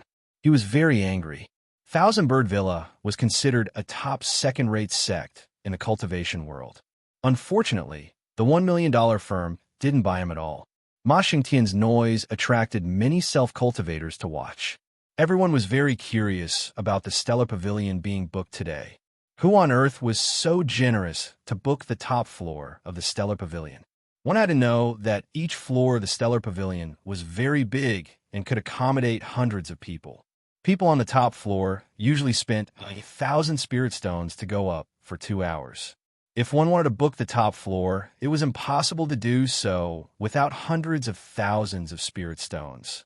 Sometimes, one could get a lot of information here in 2 hours. Many of the information cost far more than 1,000 spirit stones. However, at this moment, a handsome young man slowly walked up from downstairs. He held a golden invitation in his hand and looked very indifferent. Beside him was a waiter of the Stellar Pavilion. Sir, please wait a moment. The waiter ran over and whispered to the guard at the top of the 36th floor. When the cold-faced guard saw the golden invitation in the young man's hand, his expression became solemn. He immediately put on a respectful smile and went up to greet him. Sir, please go upstairs. All the cultivators on the 35th floor frowned. They didn't understand who this handsome young man in front of them was. Why can he go up and I can't? Ma Xingtian was even more unhappy now. He questioned loudly. This sir has an invitation in his hand. Naturally, he can go up. The guard changed into an indifferent expression again. How much does it cost to buy an invitation? I'm also willing to buy it. Ma Xingtian took out a black jade pendant, which was the proof of the million spirit stones firm, indicating that he was not short of money. You can't buy an invitation with money. Also, let me give you a piece of advice. You can't afford to offend the people on the top floor. The guard said indifferently. Ma Xingtian was annoyed by the guard's contemptuous attitude. Then you tell me who is on the top floor. I don't believe there's anyone that I'm, Xingtian, can't afford to offend. The top floor has been reserved by the 8 gates, and the one who just went up is the disciple of a true god. Are you sure you can afford to provoke them? The guard's eyes revealed a trace of ridicule. Ma Xingtian's angry expression suddenly froze. He glanced upstairs with trepidation. Finally, he swallowed his saliva, looked around with a guilty conscience, and quickly disappeared into the crowd of onlookers. Muyu slowly walked up the stairs. At this time, there were already more than 30 people waiting for him on the top floor of the Stellar Pavilion. When he went upstairs, more than 30 pairs of eyes fell on him. Among these 30 people, the lowest cultivation was at the out-of-body stage, and 7 or 8 of them were at the spirit-severing stage. Muyu didn't know many people, only a few. Roanna looked at Muyu with an unfriendly gaze from afar. Her cultivation was considered weak among these people. However, Fairy Meng Xan was standing beside her, and this Fairy Meng Xian's cultivation was at the 9th heavenly layer of the out-of-body stage. "Huh, Brother Muyu, you're here." Xinggao walked over and patted Muyu's shoulder. Xinggao was also at the 9th heavenly layer of the out-of-body stage. He was Kai Lai's brother and was also a reasonable person. Muyu had a good impression of him. Muyu didn't know the others. Many people looked at Muyu with eyes full of provocation. The reputation of a true God's disciple was too big, and this caused many people to want to prove themselves by defeating a true God's disciple. People who could defeat a true God's disciple would definitely attract attention in the cultivation world. Brother Xinggao, how have you been? Muyu smiled and said casually. He didn't see Tianbu wait here. Fairy Meng Xin walked over and nodded at Muyu with a friendly smile. Muyu's appearance here means that Taoist Muyu has already let go of your grudges with Tianbu wait. As long as we help Tianbu wait defeat Sikong Chiwen and wake up those who were hurt by Sikong Chiwen, then Taoist Muyu's elder brother, Mu Qing Fan, will also wake up. This is something that everyone will be happy about. Yes, Brother Muyu is willing to come here. You're indeed a righteous person. Xinggao smiled and agreed. What about Tianbu wait? Muyu asked calmly. Before Meng Xian could speak, a spirit-severing stage man interrupted. My family's young master hasn't come to Clearwater City yet. I'm in charge here. I'm Tian. I'm not interested in knowing your name. Muyu said simply. The people from Stargate had nothing to do with him. The man's face darkened. A true God's disciple sure talks big. You're so arrogant. Do you really think you're so great just because you're in the out-of-body stage? A spirit-severing stage aura poured towards Muyu. The man from Stargate wanted to show off his power to Muyu. However, Muyu didn't even look at him. He walked slowly to a chair and sat down. He calmly poured himself a cup of tea. Everyone's expression changed. The man from Stargate was in the first heaven of the spirit-severing stage, while Muyu was only in the ninth heaven of the out-of-body stage. However, Muyu acted as if he didn't see him. Even Meng Xian and Xing Gao couldn't do this. Xing Gao saw that the situation wasn't right and quickly tried to mediate. Tian Kaiyu, please don't be angry. We're here today because of our common enemy, Sikong Chiwen. Since Muyu is here, it means that he's willing to help Tianbu wait. We should negotiate peacefully. Tian Kaiyu snorted. If we want to defeat Sikong Chiwen, we can only rely on my family's young master. However, I don't want to hear people talking big and trying to challenge my family's young master. Was he in front of my family's young master? Muyu slowly raised his head and sneered. So your family's young master's prestige is built with the help of others? Is it because without the help of others, Tianbu Wait doesn't have the guts to fight Sikong Chiwen? Is that all Tianbu Wait has? Tian Kaiyu's face darkened. My family's young master has the strength to fight Sikong Chiwen. He's not like someone who only knows how to talk big. If I hear anyone disrespect my family's young master again, I don't mind teaching them a lesson. I want to let some people know that if they don't have the strength, they should keep their mouth shut.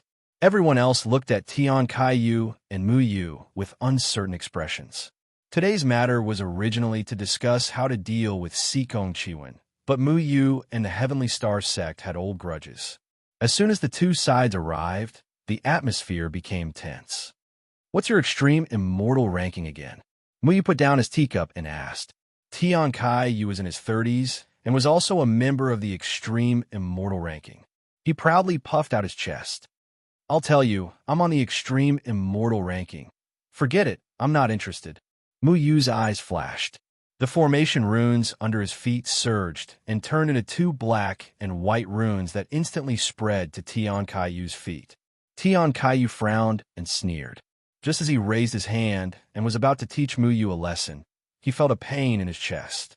A sword glowing with green light came out of his chest.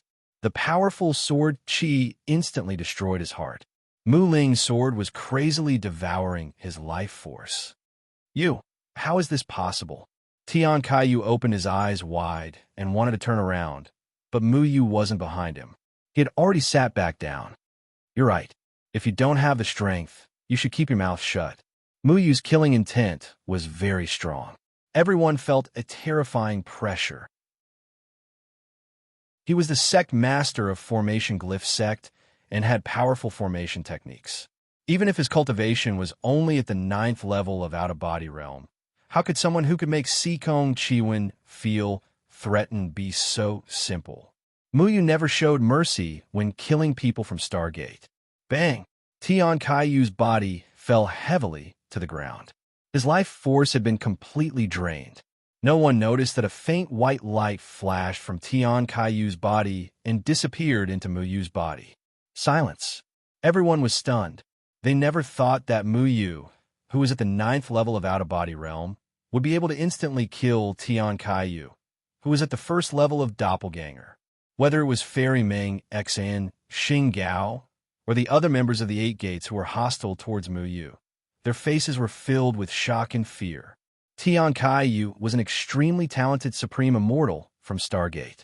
He was at the 1st level of the Spirit Severing stage and was ranked 61st on the Supreme Immortal leaderboard. His strength was definitely in the top 5 among everyone here. However, such a talented person couldn't even last one move in front of Mu Yu. Mu Yu is only at the 9th level of out-of-body realm.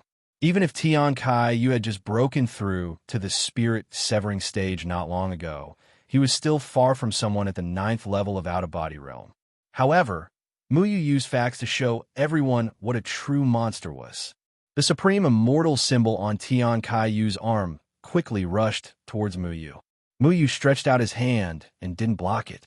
There wasn't any Supreme Immortal symbol on his wrist, but the number 61 was imprinted on it. Clown. Mu Yu glanced at the others indifferently. His body was filled with killing intent. I'm here to tell you that if you look down on others, you won't end up any better than this arrogant bastard. Do you really think that you're so great just because you're from the 8 Gates? You want me to help Tian Bu? Where did you get the confidence to think that I would compromise? Everyone looked at each other with ugly expressions. They thought that Mu Yu's appearance here meant that he was willing to help Tian Bu, but they didn't expect that Mu Yu would directly kill Stargate's Tian Kaiyu. Roanna's eyes were filled with panic.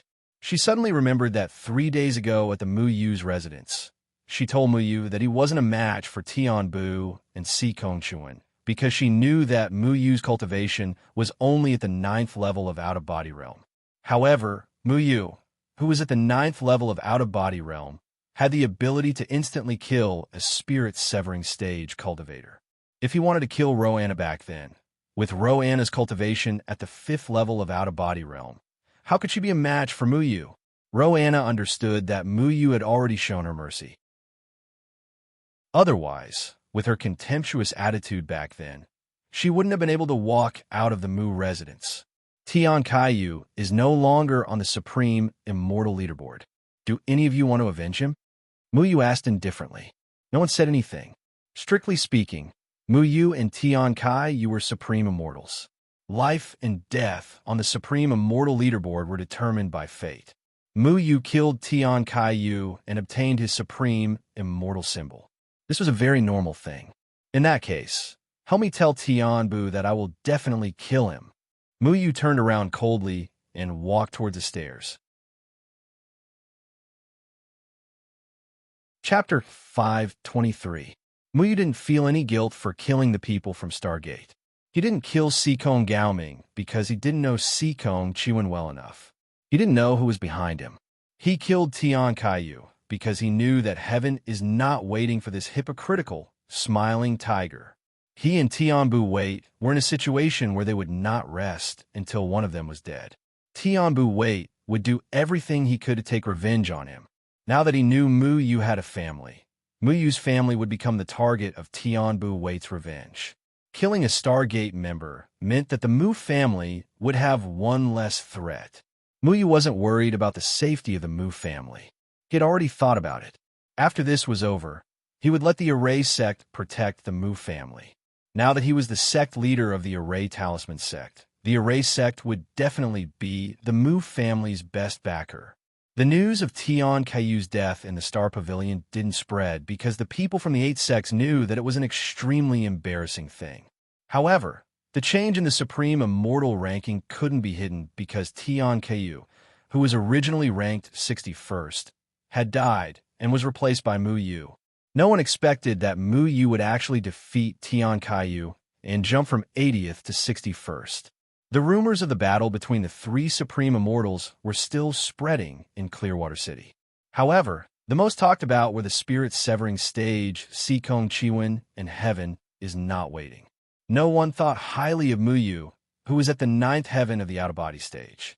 They didn't know that Mu Yu had killed Tian Kaiyu in one move, so Mu Yu was still being underestimated. The Mu residence had become a tourist attraction.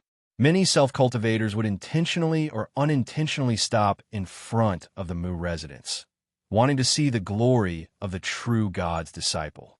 More and more famous sects wanted to visit Mu Yu. At first, Mu Yu rejected them, but after thinking about the current situation, it was better to have one more friend than one more enemy.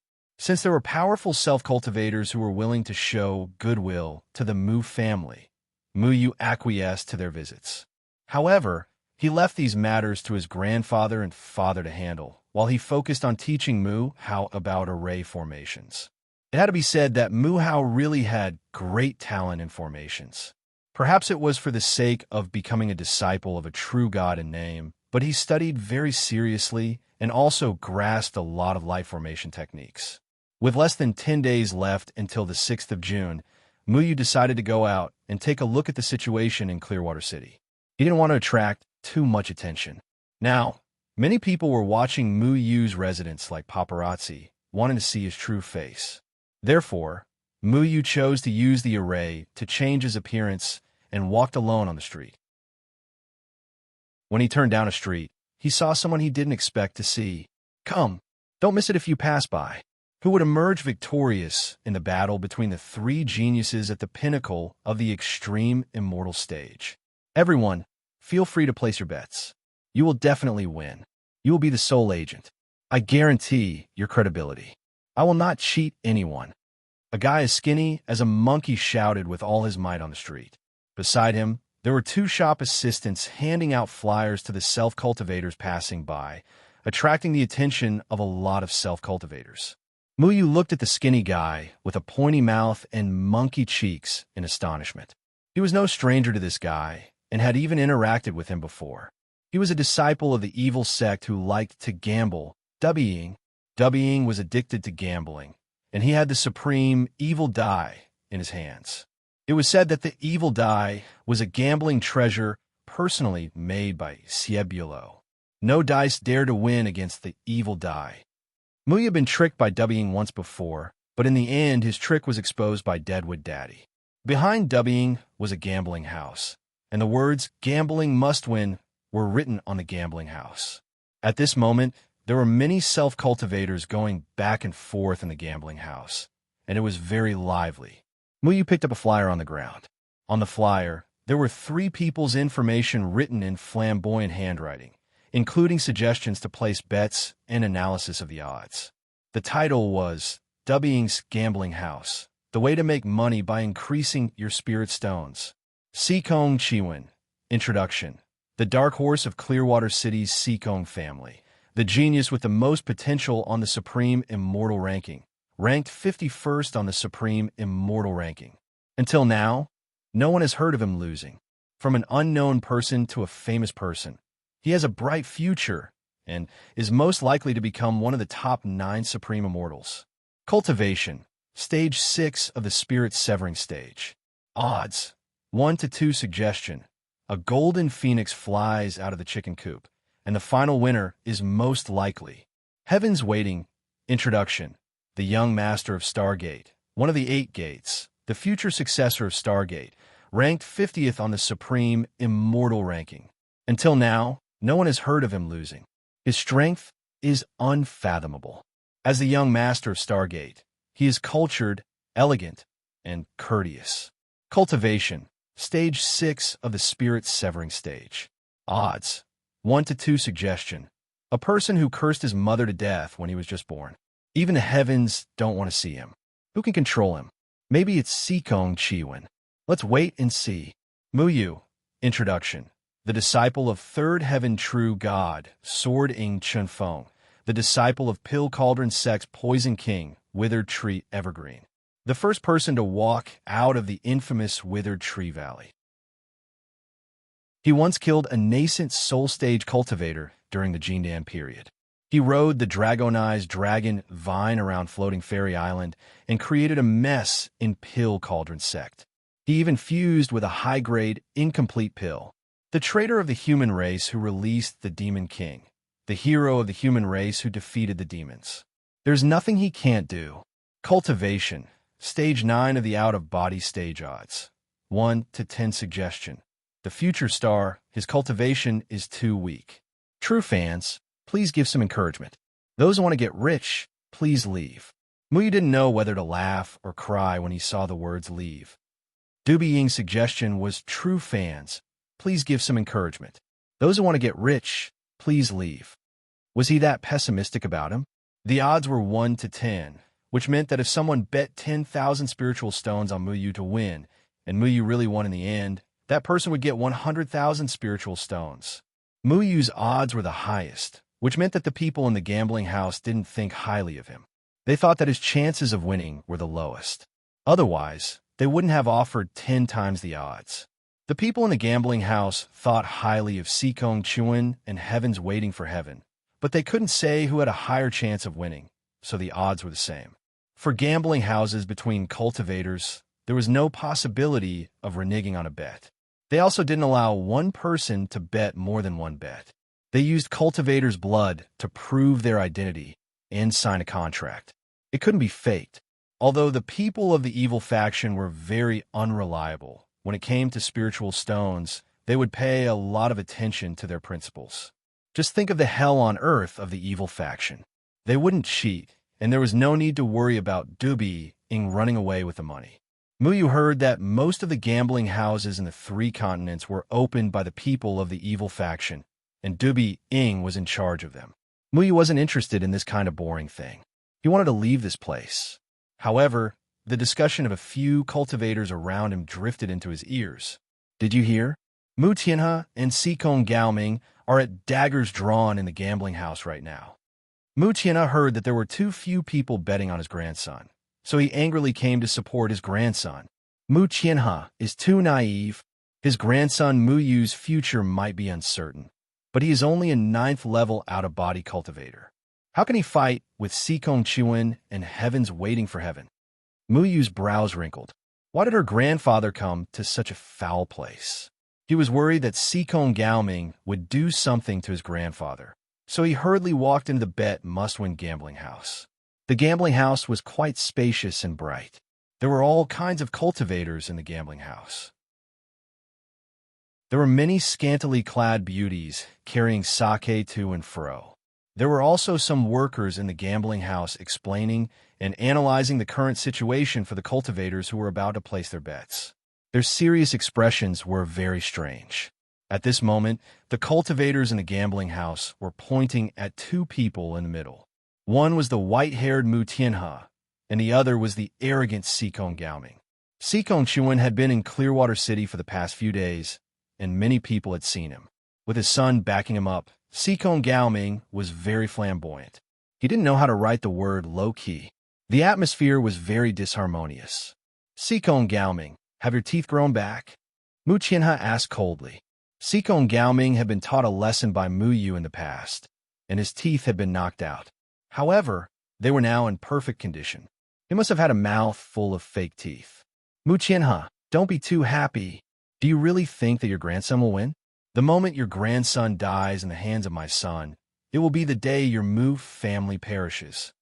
Sikong Gaoming said fiercely. At this moment, Sikong Gaoming didn't dare to make a move on Mu Tianhe. There were all kinds of cultivators in the gambling house, and there were quite a few of them who were in the out-of-body stage. If he made a move openly, he would definitely be stopped. Many cultivators were even willing to protect Mu Tianhe in exchange for a favor from the true God's disciple. This favor was definitely worth it. Then let's try.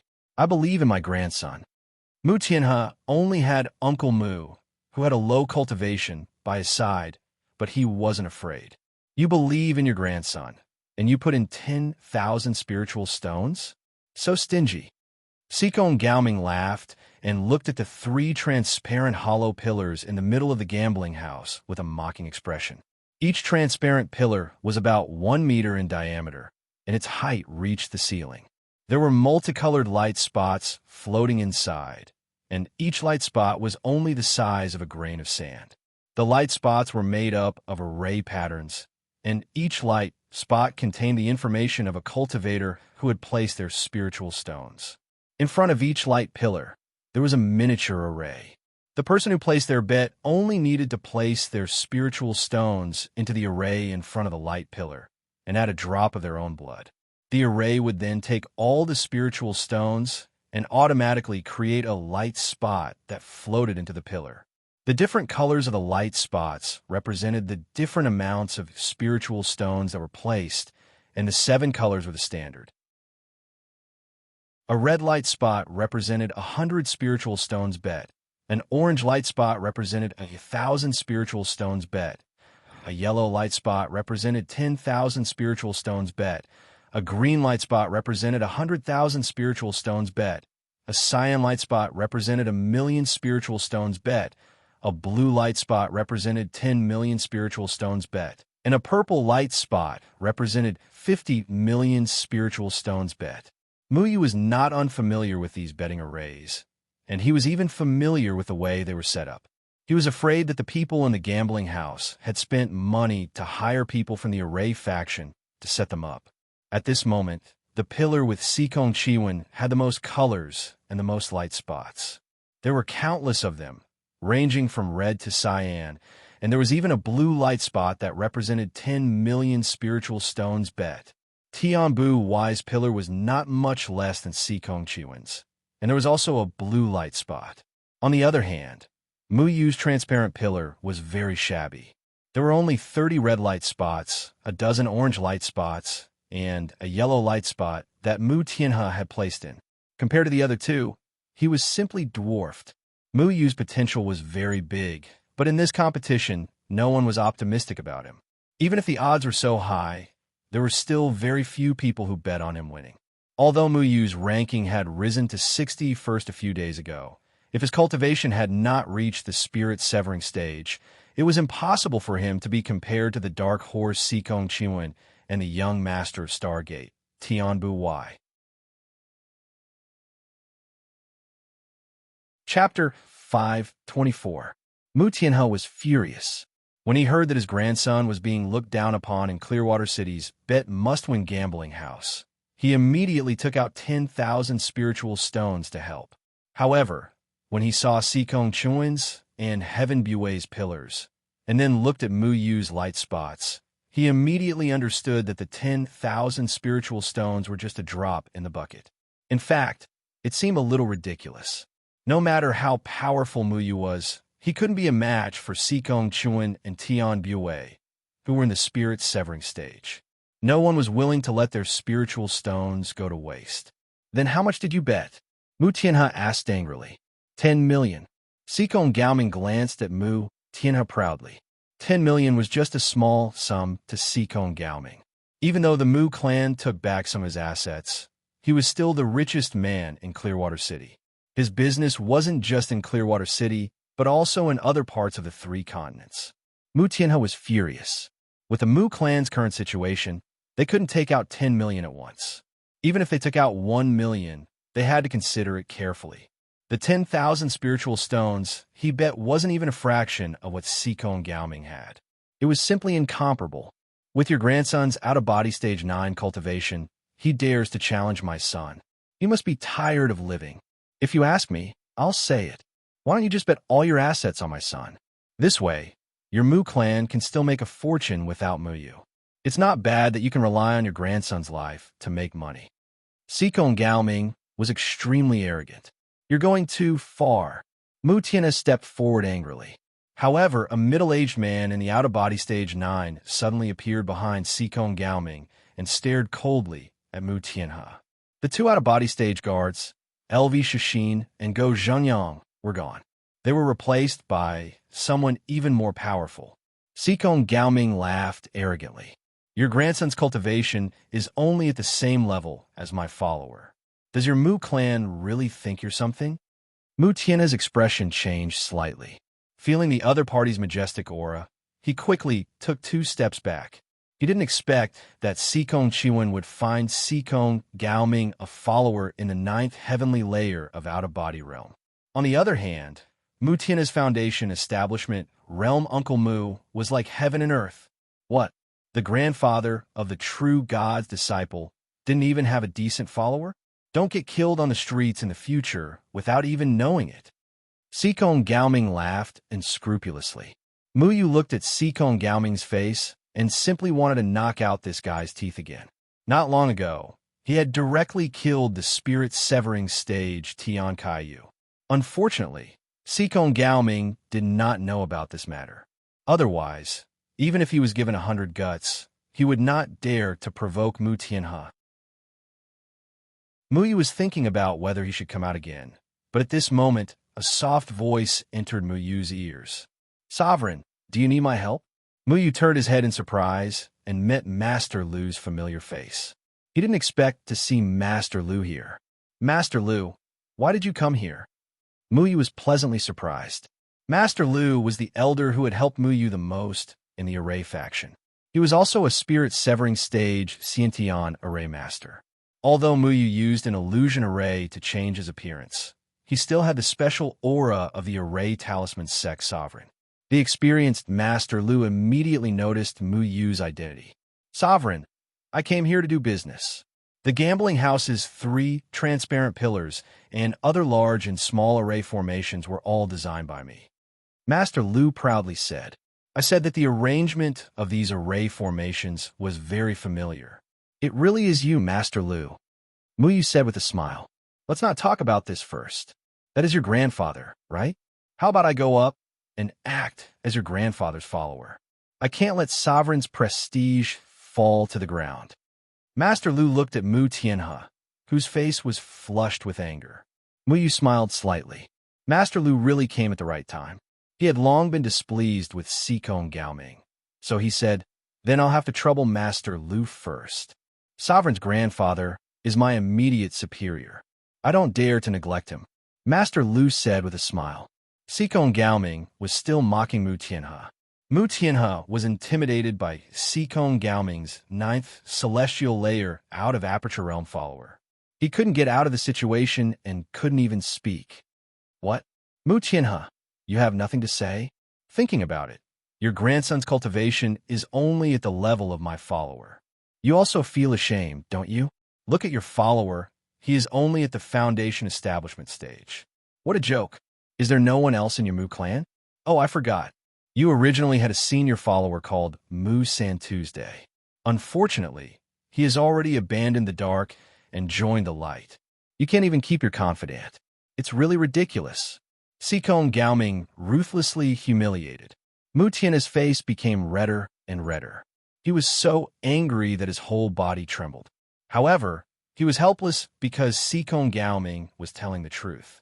Now that the Mu clan was just preparing to rise again, they didn't have enough manpower. Besides, even if Mu San Tu was still here, he was only at the 9th heavenly layer of nascent soul stage. He was far from the 9th heavenly layer of out-of-body stage beside Sikong Gaoming. Mu Tianhe was very angry. Sikong Gaoming's follower had been exerting pressure on him, making it very difficult for him. When he was about to be unable to bear it, he suddenly felt his body lighten. Then, an even more terrifying aura suddenly appeared in the gambling house. This aura shook everyone back 2 steps.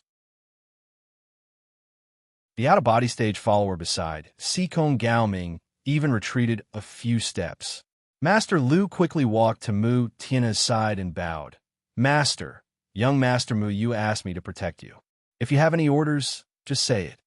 Master Lu's spirit-severing stage cultivation base was released unreservedly, and he deliberately used it on Sikong Gaoming, making Sikong Gaoming's face change immediately. A spirit-severing stage master was so respectful to Mu Tianhe, who was at the out-of-body stage. When everyone heard Master Lu address Mu Tianhe as Master, they were all shocked. That was a spirit-severing stage master. He was willing to listen to Mu Tianhe's orders? Mu Tianhe was also frightened.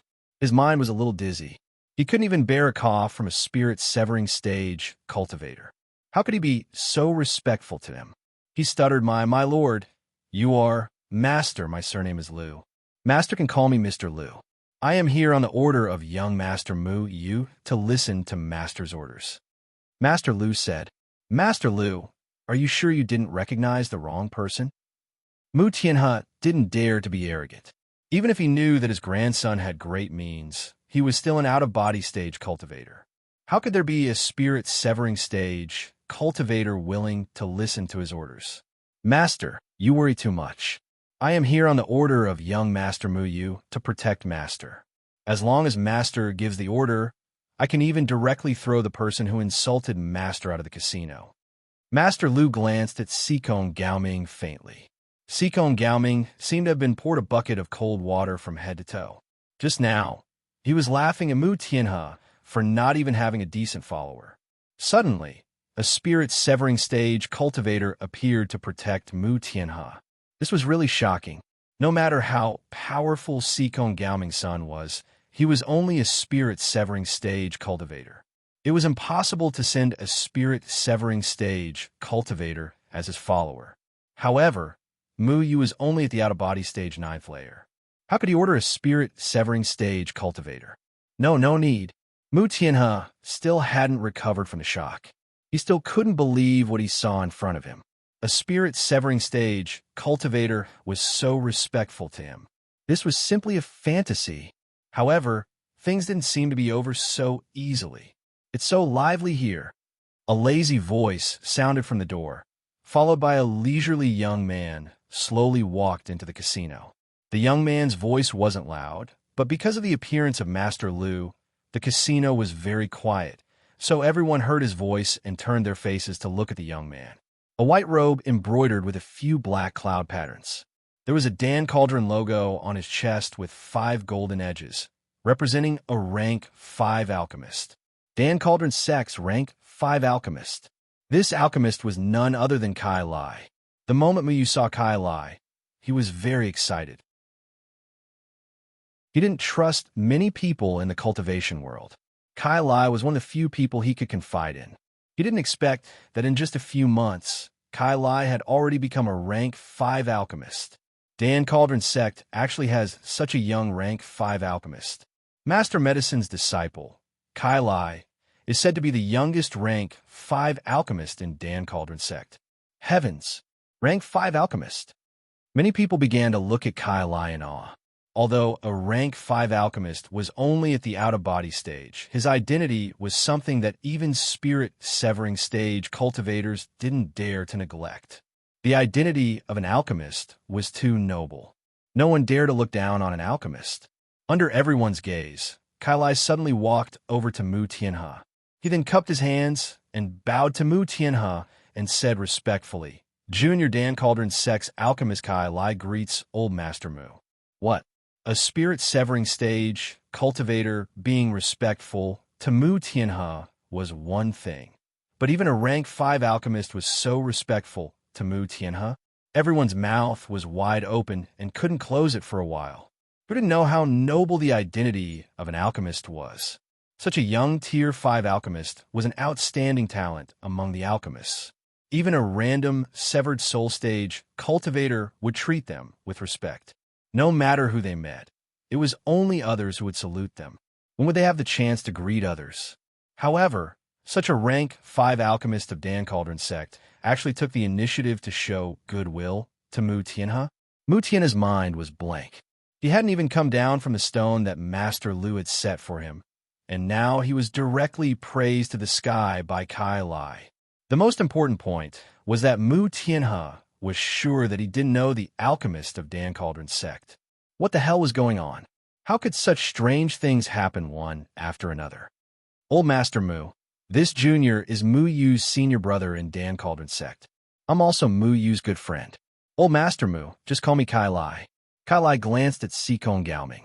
Obviously, he also knew that Sikong Gaoming had humiliated Mu Tianhe. Therefore, he planned to come out to help and ruthlessly slap Sikong Gaoming's face. Everyone remembered that they only knew that Mu Yu was the disciple of a true god. However, they forgot a very important piece of information. Mu Yu was also the disciple of Dan Cauldron's sect's Green Bamboo Peak Branch Master, Withered Tree Evergreen.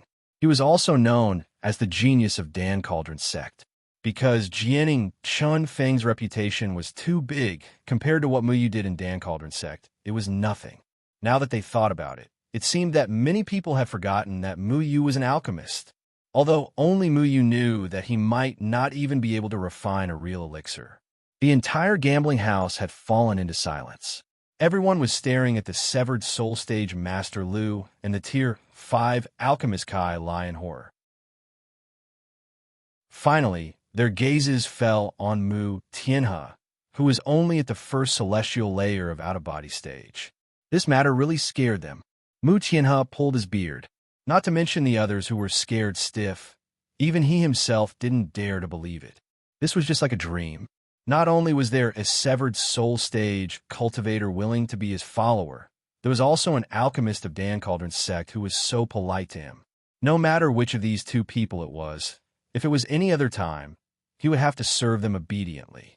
He didn't dare to be arrogant. But who would have thought that such an unimaginable thing would happen?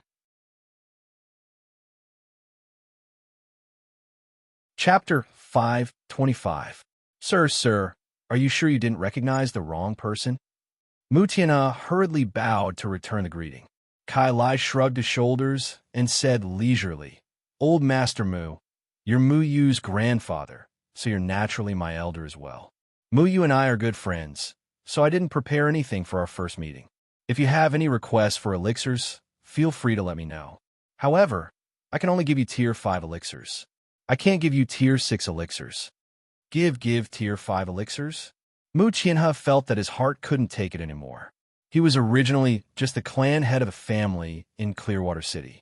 Before Sikong Chiwen, the highest cultivation in Clearwater City was only the out-of-body stage. It was even more impossible for a Tier 5 alchemist to appear. In the past, if a Tier 4 elixir appeared in Clearwater City, many families would fight over it. How would he dare to have extravagant hopes for Tier 5 elixirs? Mu Yu was about to pee his pants from laughter. To the current Mu Yu, Tier 5 elixirs weren't even worth mentioning. Mu Yu also didn't tell Mu Tianhe that he had hundreds of Tier 6 elixirs in his hands. He felt that they were like free jelly beans. Here are 3 Tier 5 spirit restoring elixirs, 2 Tier 5 longevity extending elixirs, and 7 Tier 5 first essence chi gathering elixirs. This is a small greeting gift. I hope old Master Mu won't mind. Kai Lai generously handed 3 bottles of elixirs to Mu Tianhe in front of everyone. Gulp. Everyone couldn't help but swallow their saliva. Those were Tier 5 elixirs. Every elixir was worth hundreds of thousands, but Kai Lai gave them away just like that. A small greeting gift? Damn it! What greeting gift could be more precious than this? Everyone stared at the 3 bottles of elixirs in Mu Tianhe's hands with envy and undisguised greed. The temptation of Tier 5 elixirs was simply too great for them. They didn't expect Kai Lai to give Mu Tianhe 12 Tier 5 elixirs the moment they met. How is he going to live? This is for me? Mu Tianhe was horrified. Today's events were a bit strange. At first, he was humiliated by Sikong Gaoming for not having a decent follower. Who would have thought that a severed soul stage cultivator would suddenly jump out to protect him? Then, a rank 5 alchemist from the Pill Cauldron School would appear and treat him with respect. He even gave him 12 rank 5 pills. What kind of people did his grandson get to know? Kai Lai was a little embarrassed as he said, Old Master Mu, please don't mind me. I can only take out level 5 pills right now. When I have level 6 pills in the future, I'll give you a few more. F***CK. F***CK. Was he going to give her candy? Sikong Gaoming's face turned green. He finally understood what kind of person he was mocking. As the disciple of a true god, how could this Mu Yu be someone he could casually guess? Mu Tianhe was Mu Yu's grandfather. How could Mu Yu let others look down on his grandfather so easily? This gift is too precious. Master Kai Lai, Mu Tianhe wiped the sweat from his forehead. Only now did he understand how powerful his grandson was. He was the disciple of a true god, an existence that many people wanted to curry favor with. Mu Yu, who was at the side, curled his lips. This lousy pill was simply not in his eyes. It's fine. I'm just here to join in the fun. Look, there's gambling here. Let me see. Mu Yu's odds are so high, but no one has bet yet. Then, I'll bet 1 million. Kai Lai took out a jade pendant, which was the proof of 1 million spirit stones. He directly threw it into the array in front of the transparent pillar, marked with Mu Yu's name. At the same time, a drop of blood floated in. The array swallowed the jade pendant in an instant, and then turned into a green dot of light and merged with the pitiful light dot. Master Lu also took out a jade pendant and threw it into the array belonging to Mu Yu without hesitation. I'll also bet 1 million for young Master Mu Yu. What the F asterisk CK? These two rich and overbearing big shots. The gambling house naturally did not only have bets on these 3 transparent pillars. This was the simplest and most straightforward method of gambling. Other than that, there were other methods of betting. For example, who would win the battle between Mu Yu and Sikong Chiwen? Who would win the battle between Mu Yu and Tian Bu Wait? Who would win the battle between Tian Bu Wait and Sikong Chiwen? Would each person win 1 or 2 out of the 2 matches? Would there be deaths in the 3 matches? Who was most likely to die? Would the match between Mu Yu and Sikong Chiwen last for 2 hours? Would there be instant kills? Would the winner win by a landslide or by a fluke? So on and so forth. The 3 simple matches were divided into more than 100 betting methods by Dubi Ying. All of them were betting formations designed by Master Lu. It was very exquisite. This betting method was carefully researched by Dubi Ying. No matter who won in the end, the gambling house would not lose money because he reasonably reduced all kinds of risks to the minimum. Under everyone's gaze, Lei Lai bet more than 100 bets on Mu Yu's situation. He spent about 1 million from start to finish. Alchemists were very generous and would never lack money to spend. Well, old Master Mu, can I go to your house to find Mu Yu to talk about the old days? This 2 million is waiting for him to become 20 million in the future. Lei Lai glanced at the other 2 transparent pillars. He was very confident in Mu Yu. Of course you can. I couldn't ask for more. Mu Tianhe hurriedly made a pleased gesture. Whether it was the 5th rank alchemist or the severed spirit stage great god beside him who called him master, they were not people he could offend. The other party only respected him because of Mu Yu's face. He didn't dare to be arrogant at all. Under everyone's strange gaze, Mu Tianhe insisted on letting his attendant, Master Lu, walk in front. He himself followed behind with a respectful expression. Lei Lai, on the other hand, didn't have so many scruples. He casually yawned and walked together with Mu Tianhe. Mu Yu glanced at the ashen-faced Sikong Gaoming, then happily followed Mu Tianhe out of the gambling house. When they returned to the Mu family, Mu Tianhe didn't dare to neglect the 2 great gods beside him. He knew that he wasn't Mu Yu. He didn't have a deep relationship with them, so it was better to be humble. 2 lords, please take a seat. I'll send someone to call Mu Yu. Mu Tianhe invited Master Lu and Lei Lai into the hall and quickly ordered the servants to serve them tea. Mu Bo wanted to go out and find Mu Yu. No need, grandfather, I'm here. Mu Yu walked in with a smile on his face. Mu Yu, there are 2 lords here. One is a 5th rank alchemist, and the other is a severed spirit stage cultivator. Don't neglect them. Mu Tianhe saw Mu Yu come in and was relieved. Grandfather, they're all my friends. You don't have to worry about anything. Mu Yu comforted Mu Tianhe, then walked over and gave Kai Lai a bear hug. Hey, I was wondering where you went this year. It turned out to be to recognize your ancestors. Kai Lai said with a smile. Mu Yu spread his hands. He didn't just simply recognize his ancestors this year, but there was no need to be so clear. He said to Mu Tianhe, Grandfather, let me introduce you. This is Pill Cauldron Sex Kai Lai, a proud disciple of Master Yao Wu. This is Array Sex Yintian Array Master, Master Lu Dei. You 2 can get to know each other. Greetings, Master Mu. Just now, Mu Yu asked me to help you save face. I didn't scare Master Mu, did I? Master Lu laughed. Just now, he was just acting. Now, there was no need to hide anything. Master Lu, you must be joking. You really flattered me just now. Mu Tianhe hurriedly returned the greeting. Array Sex Yintian Array Masters were quite famous in the cultivation world. Their array formations were extremely mysterious and powerful. I've heard a lot about Master Lu. I'm Pill Cauldron Sect Kai Lai. Kai Lai also greeted Master Lu. He had already introduced himself to Mu Tianhe. Greetings, Master Kai Lai. Master Lu cupped his hands. All right, Don't call me master. Kailai, why are you here in Clearwater City?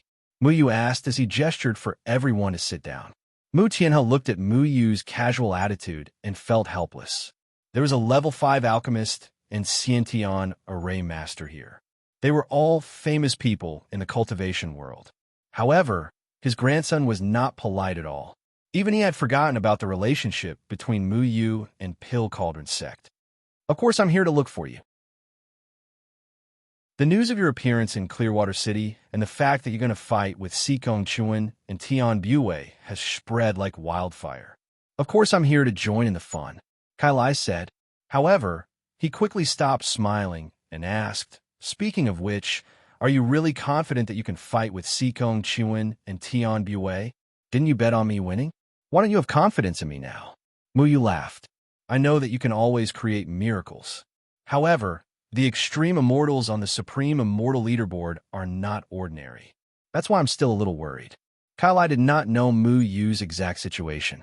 Although he knew that Mu Yu had robbed so many level 6 and level 7 alchemists of Pill Cauldron sect and had countless high-level elixirs, he was still one level away from Pill Cauldron sect. It would be difficult for him to rely on elixirs for long. Yes, I'm starting to worry about you now. How confident are you in defeating them? If you can't win, don't force yourself.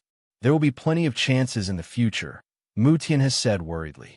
Master Lu said, don't worry. Mu Yu might not lose to them. Others might not know about Mu Yu's current identity, but how could Master Lu not know?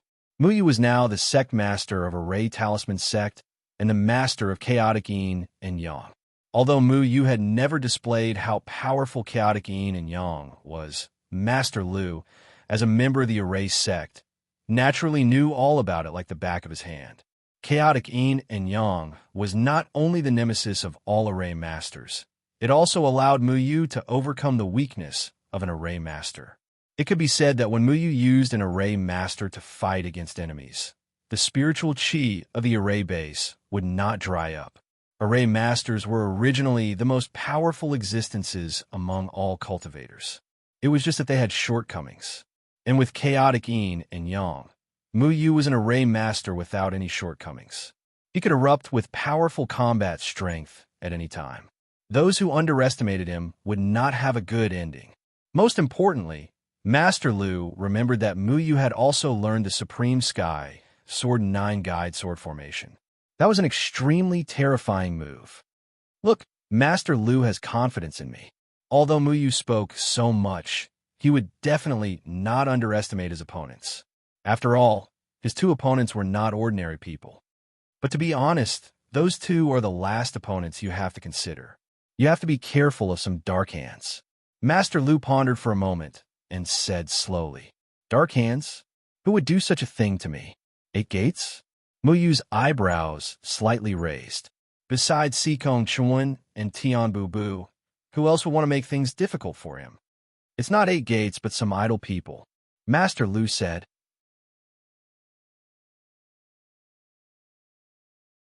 Chapter 5:26. Master Lu pondered for a while and said, You should know that the evil sects are very successful in this kind of gambling business, right? I know.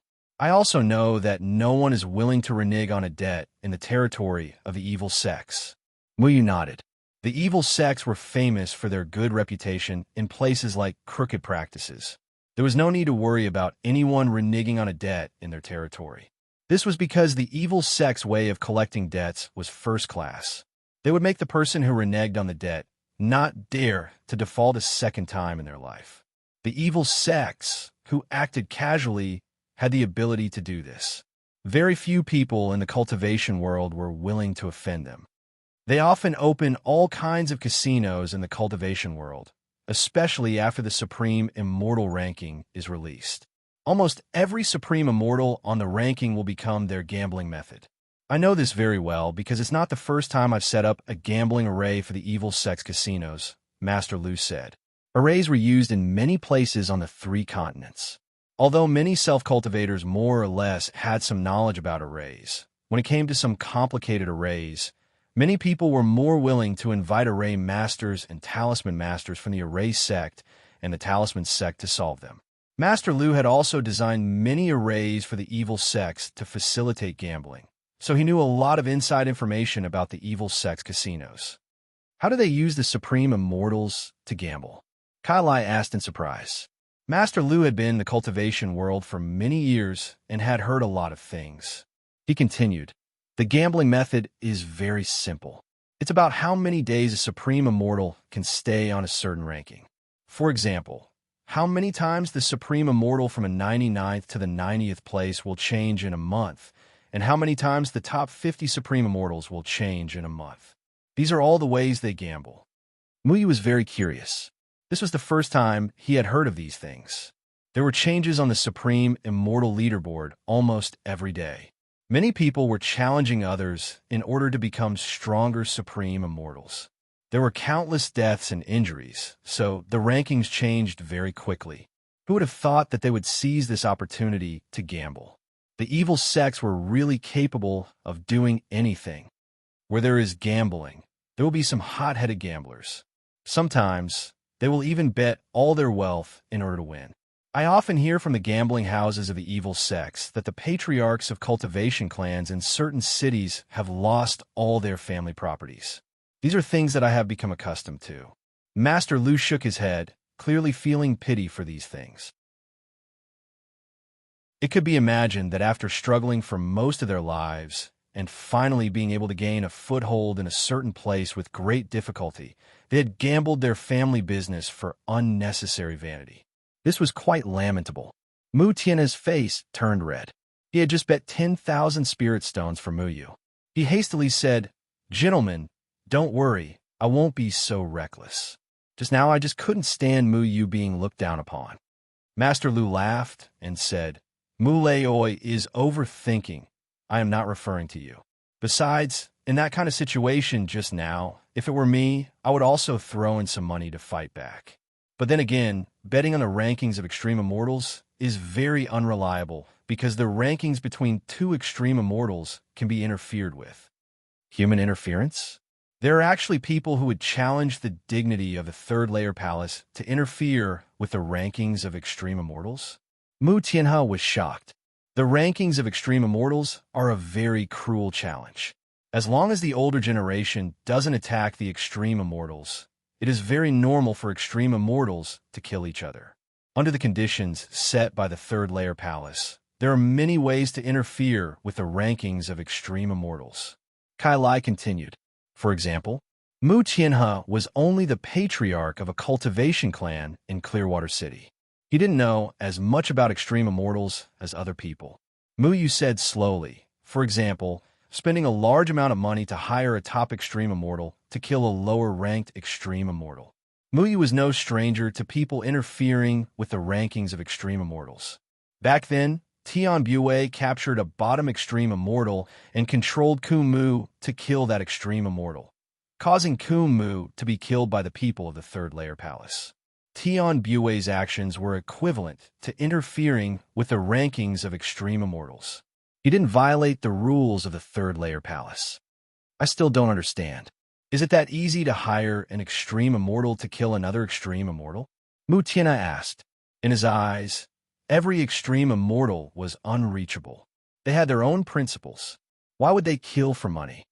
The Silhouette being organization's most famous assassins of the 24 solar terms. 5 of them are on the rankings of extreme immortals.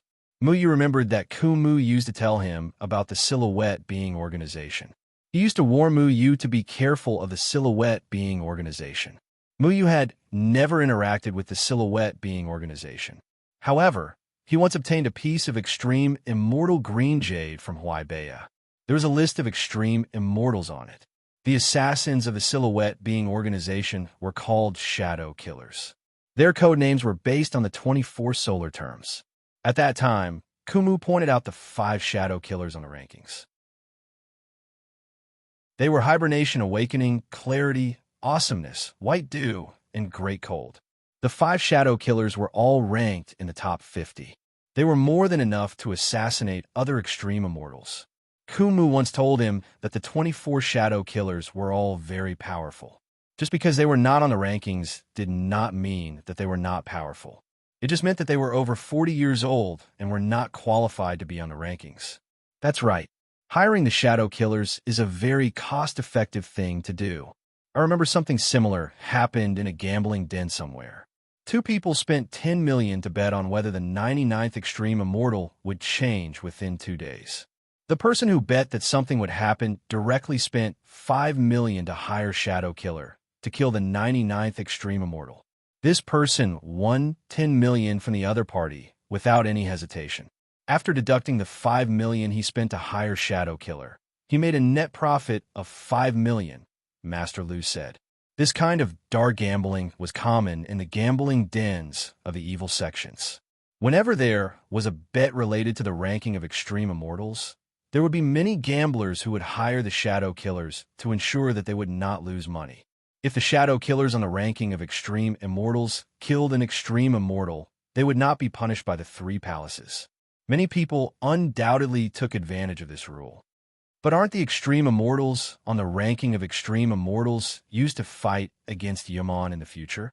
Wouldn't the 3 palaces be angry if the Extreme Immortals on the ranking of Extreme Immortals were used as a tool to make a profit? Mu Tianhe found it unbelievable. The people of the 3 palaces would be angry? That's strange. Mu Yu recalled what Gomong had told him. The 3 palaces did not exist to protect the human race, but to start a war. The more people died, the more soul energy they would produce, and the stronger the 3 palaces would be. The 3 palaces would be happy to see this happen. Announcing the ranking of Extreme Immortals meant endless slaughter and the loss of lives. Why would they stop it? Mu Yu knew the inside story, but he did not have any evidence, nor could he convince anyone. The 3 palaces were too powerful. Even if he told the others about the 3 palaces conspiracy, no one would believe him. He might even be treated as a traitor of a human race. Only the Extreme Immortals who can survive in their own environment are qualified to lead the human race to fight against Yaman, right? Kai Lai was very open-minded about this matter. Kai Lai was also a member of the Extreme Immortal ranking. He was ranked very low at 86th place. In addition, because he was a pill refiner, very few people dare to target him. But this shouldn't have anything to do with Mu Yu, right? Judging from the situation in a gambling house, there are too few people who are optimistic about Mu Yu. If someone wants to ask the Shadow Killers to help, they should be targeting Sikong Chiwen or Tianbu Y, right? Mu Tianhe guessed. Mu Yu's cultivation was the weakest among the 3 of them. When he thought about how few people bet on him, even though the gambling house had offered such a high payout, it was clear how low the chances of him winning were in everyone's hearts. It's not like that. I've been invited to the gambling house these few days to ensure that the array formation is foolproof. I've inadvertently heard a lot of news. Ever since Mu Yu became famous, he was always the one who could create all kinds of miracles. Think about how he killed a cultivator in the nascent soul stage during the Jindan period and how he defeated a demon in the 9th heaven of the out-of-body stage when he had just broken through to the 1st heaven of the out-of-body stage. For many people who bet on Tianbu Y or Sikong Chiwen winning, Mu Yu is an uncertain factor. In order to prevent Mu Yu from creating another miracle and affecting the gambling house, it's said that someone has already asked the Shadow Killers to deal with Mu Yu. Master Lu said solemnly. Mu Yu scratched his head. He didn't expect that he would be targeted just because he wanted to be a good person. He was really helpless. Then what should we do? Mu Yu is only ranked 61st. How can he be a match for the Shadow Killers, who are ranked higher? Mu Tianhe asked solemnly. This is only an underground rumor in the gambling house for now. However, it's said that the 43rd ranked Shadow Killers, Qing Ming, have already arrived in Clearwater City. I don't know who Qing Ming the Shadow Killer is here to deal with, but I will ensure your safety for the next few days. Qing Ming the Shadow Killer is much scarier than Sikong Chuan and Tianbu Wait, Master Lu said solemnly. Master Lu was in the spirit severing stage. If he encountered the Shadow Killers, he could block them for a while. Although the rules of the Sanchong Palace forbade cultivators over the age of 40 from killing Extreme Immortals, if some Extreme Immortals came to provoke Master Lu could teach them a good lesson, as long as they didn't kill anyone. That's right, Mu Yu. Based on what Master Lu said, you'll only be safe if you stay with him. Mu Tianhe said worriedly. Mu Yu's eyes flashed with a strange light. He asked, "The shadow killers might not be here to kill me. They might be here to kill Tianbu Wai or Si Kongqiwen. What if there are 3 rich people who each hire a shadow killer to deal with the 3 of you?" Mu Tianhe asked. Mu Yu shook his head. "No, the Silhouette Being organization wouldn't do that. In order to prevent 2 shadow killers from killing each other, the Silhouette Being organization would only accept a mission from one party." In other words, if someone hired a shadow killer to kill Si Kongqiwen, then the shadow killer wouldn't accept the mission to assassinate Tianbu Wai. Compared to the other 2, Mu Yu's chances of winning were too low. It was very likely that the client just didn't want to cause trouble for Mu Yu and asked the shadow killer to kill him as well. I don't know if Qing Ming wants to assassinate Tianbu Wai or Si Kongqiwen, but I think the client will definitely ask Qing Ming to kill you as well. You have to know that the gambling houses aren't only in Clearwater City. The rich people in other cities are also betting outside. It's more likely that someone from a certain sect is behind this. The water here is very deep. You will never be able to guess who hired Qing Ming, Lu Xianshi said. Then did you find out how much it costs to hire Qing Ming? Mu Yu asked. One had to know that the weaker the shadow killer, the lower the price. But if it was Tianbu Wai or Si Kongqiwen, the price would definitely be ridiculously high. I heard that it's 70 million spirit stones, but I don't know who hired it. It's very likely that it's also targeting you. In short, you have to be careful. 70 million. To be able to spend 70 million spirit stones on the life of an extreme immortal, it was enough to show that the person behind this must be a very rich person. He must have made a big bet with another rich person, and the bet probably involved hundreds of millions of spirit stones. Otherwise, they would lose money. However, the 2 people who made this bet were not in Clearwater City. This was because there was no purple light that represented more than 50 million spirit stones in the gambling house.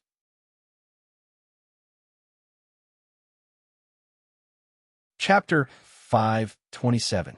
Originally, it was just a contest between 3 extreme immortals, but there were always some big gamblers who raised it to a contest between 4 extreme immortals. Mu Yu had always believed that most of the time, it was trouble that came to him, not him. However, he wasn't a person who was afraid of trouble. Naturally, he wouldn't accept Master Lu's suggestion.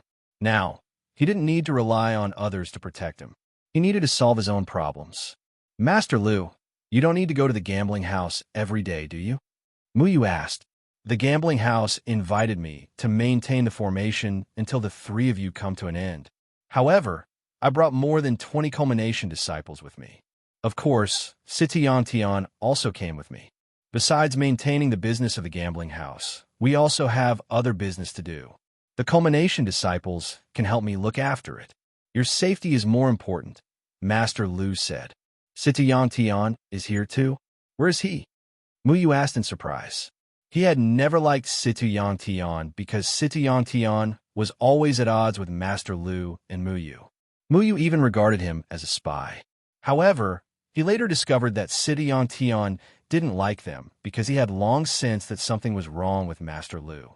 Sitian Tian brought the other culmination disciples to deal with some other formations. When he's done, he'll come find you, Master Lu said. Mu Yu always felt that Master Lu's purpose in coming to Clearwater City wasn't simple. He asked, "You didn't come to Clearwater City just for the gambling house, right? What kind of business do you want to do?" Master Lu smiled a little embarrassedly. The gambling house is just one of our businesses. This time, we plan to reasonably make use of the cultivators who came to watch the contest and make a lot of money from them. How do you make money? Mu Yu was a little curious. Strictly speaking, he wasn't a qualified sect leader at all. He didn't know much about many of the businesses of the Array faction. It's like this. Because of the 3 of you, more than 100,000 foreign self-cultivators have flooded into Clearwater City. Including the local self-cultivators, there are about 200,000 of them. It is impossible for these 200,000 cultivators to watch your competition at the same time, so we plan to create some arrays to disperse these people to different places. They can watch our competition from different places in the desert through our arrays. Lu Xianshi explained. Are you planning to build a mirage array formation? Muyu quickly thought of this kind of array formation. Using the principle of Fata Morgana, the battle situation was projected to different places. This way, it would be enough for 200,000 people to see this battle. During the Talisman Array competition, the Array faction had used the Mirage Array formation to deceive the members of the Talisman faction. Those disciples of the Array faction who were watching the competition were actually not present at the martial arts practice grounds. Yes, Master Lu said. You guys really do all kinds of business. Muyu smiled helplessly. In order to make money, Master Lu and City Tian had set their sights on him, the sect master. However, Muyu couldn't blame them. This was indeed a business opportunity and a good opportunity to make money. It was beneficial to the development of the Array faction, so naturally, they couldn't miss it. We've embarrassed ourselves in front of you. If you don't want others to see, we don't have to do this, Master Lu hurriedly said. Muyu shook his head. No need. You guys can do it. However, if you have nothing to do these few days, stay in the wood residence and help me set up a few more protective arrays. Also, when my grandfather goes out, you can follow him. I don't need you to do anything. Is there anyone who doesn't have eyes who dares to offend my grandfather? You should intimidate them. But I'm more worried about you, Master Lu said hesitantly. Muyu smiled. Don't worry, Master Lu. There are many people who want to kill me. Qingming won't make a difference. Master Lu looked at Muyu's confident expression and could only nod helplessly. Muyu asked Master Lu to follow his grandfather to check out the terrain of the wood residence. At the same time, he also helped the wood residents perfect the protective arrays. In this aspect, Master Lu was more experienced. Soon, only he and Kai Lai were left in the hall. He still had some other things to ask Kai Lai. Do you have any news about Tian Ran? Muyu asked. He hadn't seen Tian Ran since they parted ways at 8 Grass Village. At that time, Tian Ran said in front of everyone that she liked Muyu. At that time, Muyu knew that this girl was the one he could do anything for. After Deadwood Daddy's accident, he went to the Array faction to learn array techniques and never looked for Tian Ran again. He thought that after causing such a big commotion, Tian Ran would come to Clearwater City to look for him. When Kai Lai heard about Tian Ran, he sighed slightly. I've never seen her, but I heard that Tian Ran is highly valued by the Red Dust sect because she defeated the Demon Clan at 8 Grass Village. I heard that they've already decided to groom Tian Ran as a fairy. The Red Dust sect has always valued Tian Ran's talent. When she disappeared with you, the entire Red Dust sect went crazy. After the incident at 8 Grass Village, they almost decided to groom Tian Ran as the next sect master. Fairy? Isn't it the Holy Maiden? Muyu found it strange. The disciples of the Red Dust sect are divided into ordinary disciples, Holy Maiden, and Fairy. The Holy Maiden is a disciple with outstanding talent and has the highest chance of becoming the next sect master. When the Holy Maiden is strong enough, she will become a fairy and be allowed to enter the Red Dust Celestial Pond to cultivate. Whoever can cultivate the Red Dust Lotus technique to the highest level will be the next sect master. Tian Ran is currently cultivating in the Red Dust Celestial Pond. Muyu frowned slightly, because he remembered that Tian Ran had once said that the Red Dust sect master could not be with a man. Miao Yuyin was imprisoned in the Red Dust sect because she had broken the precepts and was not allowed to come out even now. If Tian Ran became the sect master of the Red Dust sect, what would happen to him? He did not know what Tian Ran was thinking, but he needed to see Tian Ran. I know what you're thinking, but the Red Dust Celestial Pond is a place where outsiders can't enter. At least with your current strength, you can't force your way into the Red Dust sect. Don't worry, I'll keep an eye on Tian Ran for you. Kai Lai patted Muyu's shoulder. The Danding sect and the Red Dust sect had a good relationship. Tian Ran used to learn alchemy from Grandmaster Medicine and was considered to be from the same sect as Kai Lai. Kai Lai had known Tian Ran for a long time. Muyu thought of something. In a few months, his master would be free from the immortal confinement prison and recover his cultivation. At that time, his master would definitely go to the Red Dust sect to save Tian Ran. As his master's daughter, the Red Dust sect would not dare to do anything to her. Thinking of this, Muyu was slightly relieved. As long as his master was around, Tian Ran would not have the same fate as her mother. However, Muyu was also worried about something. Since the formation Heavenly Tao had passed away, Bai Jie's control over the immortal confinement prison had increased. What if Bai Jie stopped Feng Haochen from recovering his cultivation? Kai Lai had just arrived in Clearwater City and had not found a place to stay, so he stayed at Muyu's place. There were only 7 days left until the 6th day of the 6th month. However, at this time, Sikong Chuan sent someone to deliver a challenge to Muyu. The location of the battle on the 6th day of the 6th month was the Death Desert, which was 10 miles away from the east gate of Clearwater City. The location of the battle was not surprising. The area of effect of their battle was too wide. It would cause a lot of damage in Clearwater City, so the desert was the best place to fight. Regarding this battle, according to Sikong Chuan's arrogant arrangement, Sikong Chuan would first fight against Tian Bushi, and then he would fight against Muyu. However, Muyu did not care about this. He did not care if he could defeat Sikong Chuan, but he had already decided to kill Tian Bushi. Ever since Tian Bushi came to Clearwater City, he had not seen Tian Bushi. Tian Bushi had always been waiting for him to seek revenge. They were destined to end this. Muyu sat cross-legged in his courtyard and used the Dust Fall mantra to expel the distracting thoughts in his mind. Ever since Master Lu came, he had entrusted the task of teaching Muyu to the two of them. This was because Muyu needed to cultivate himself. Now that his cultivation had reached the 9th heaven of the out-of-body stage, his cultivation had reached a bottleneck. However, he still had not found the opportunity to break through. He always felt that something was missing. The Dustfall mantra was used together with the Heavenly Sword 9 guides. He had completely mastered the Dustfall mantra. He could split one sword into 9 forms, and could also use 9 by 9 to return a 1. He had also mastered the core sword formation of the Heavenly Sword 9 guides. Coupled with his powerful formation techniques, his strength was comparable to the Spirit Severing stage. However, he only knew his limits. If he did not break through to the Spirit Severing stage, he would still be at a disadvantage against Tian Bushi. Tian Bushi was different from Tian Kaiyu. Tian Kaiyu's cultivation was only at the 1st heaven of the Spirit Severing stage, and looking at his unstable aura, it was estimated that he had just stepped into the Spirit Severing stage. In front of Muyu, he was not worth mentioning. However, Tian Bushi was not that kind of idiot. As the young master of Stargate, how could he be so simple? Not to mention, there was also the mysterious rise of Sikong Chuan.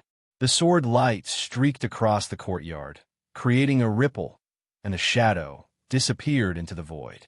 Muyu walked around the courtyard as if he was taking a stroll. As his figure changed, the shadow sword light emerged from all directions. The purple fallen flowers in the courtyard spread silently, intertwining with Muyu's aura. The purple fallen flower was a tough, ornamental flower. When it first bloomed, it was red, and then it would go through 7 colors from red to orange to purple before it withered. That was why it was called the purple fallen flower. Because of the uniqueness of the purple fallen flower, it was loved by people. Muyu also liked this saying because it was like experiencing a colorful life. When it withered, it was at least brilliant. At this time, the purple fallen flower was blue. Its branches were spreading, and the green leaves were rhythmically moving. It was connected to Muyu's pulse. Cultivating in the plant made it easier for his heart to calm down. His wood spirit was originally an incredibly sturdy Yuming sacred artifact, and it could transform into thousands of plants in the world. When it transformed into another plant, it would possess all of the characteristics of that plant. This also meant that the transformed plant would lack the indestructible characteristic. This was one of Muyu's regrets. If the Mu Ling transformed into a plant as tough as it would be a great help to Muyu. Muyu had used the Mu Ling countless times until now. He had no choice but to use it carefully. This was because cultivators and Yu Meng were sworn enemies. If his ability was leaked, it would bring him a lot of trouble. Fortunately, he had learned how to use formations. When using formations, he could use spiritual energy to transform other things, whether it was flames, plants, or water. Therefore, formations became a clever disguise for Mu Yu when he used the Mu Ling. He could use formations to hide his ability to control trees. If he wanted to defeat Tian Bushi, he needed to have the ability to control plants. With a slash of the sword, all the purple fallen flowers bloomed again and turned red. The sword fell, and the flowers bloomed, and the heart was calm. Mu Yu comprehended the sword intent in the purple fallen flowers around him. The flowers were soft, and the sword was sharp.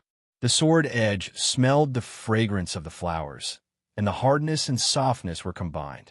He understood something in his heart. The purple fallen flowers floated in the air, and the shadows flashed and intertwined. The sword chi was awe-inspiring, but did not hurt a single petal. The sword in his heart shuttled back and forth in the rain of flowers, only killing those who deserved to be killed. With the sword in his heart, there was a sword everywhere. Countless shadows of sword light appeared from the void and flashed through the gaps of the rain of flowers. The sharp sword power evolved around Mu Yu, and Mu Yu was like an ancient mountain, standing still. After a long time, Mu Yu opened his eyes. The sword chi around him dissipated, and the purple fallen flowers fell back to the branches. He still couldn't break through the barrier and reach the spirit-severing stage.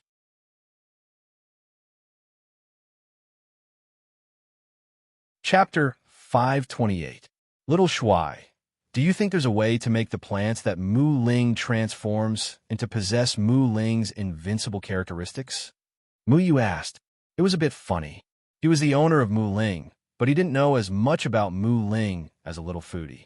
Little Shuai was flipping through the Demon Beast Nutrition and Diet Encyclopedia and said without looking up, there is, but it's quite troublesome.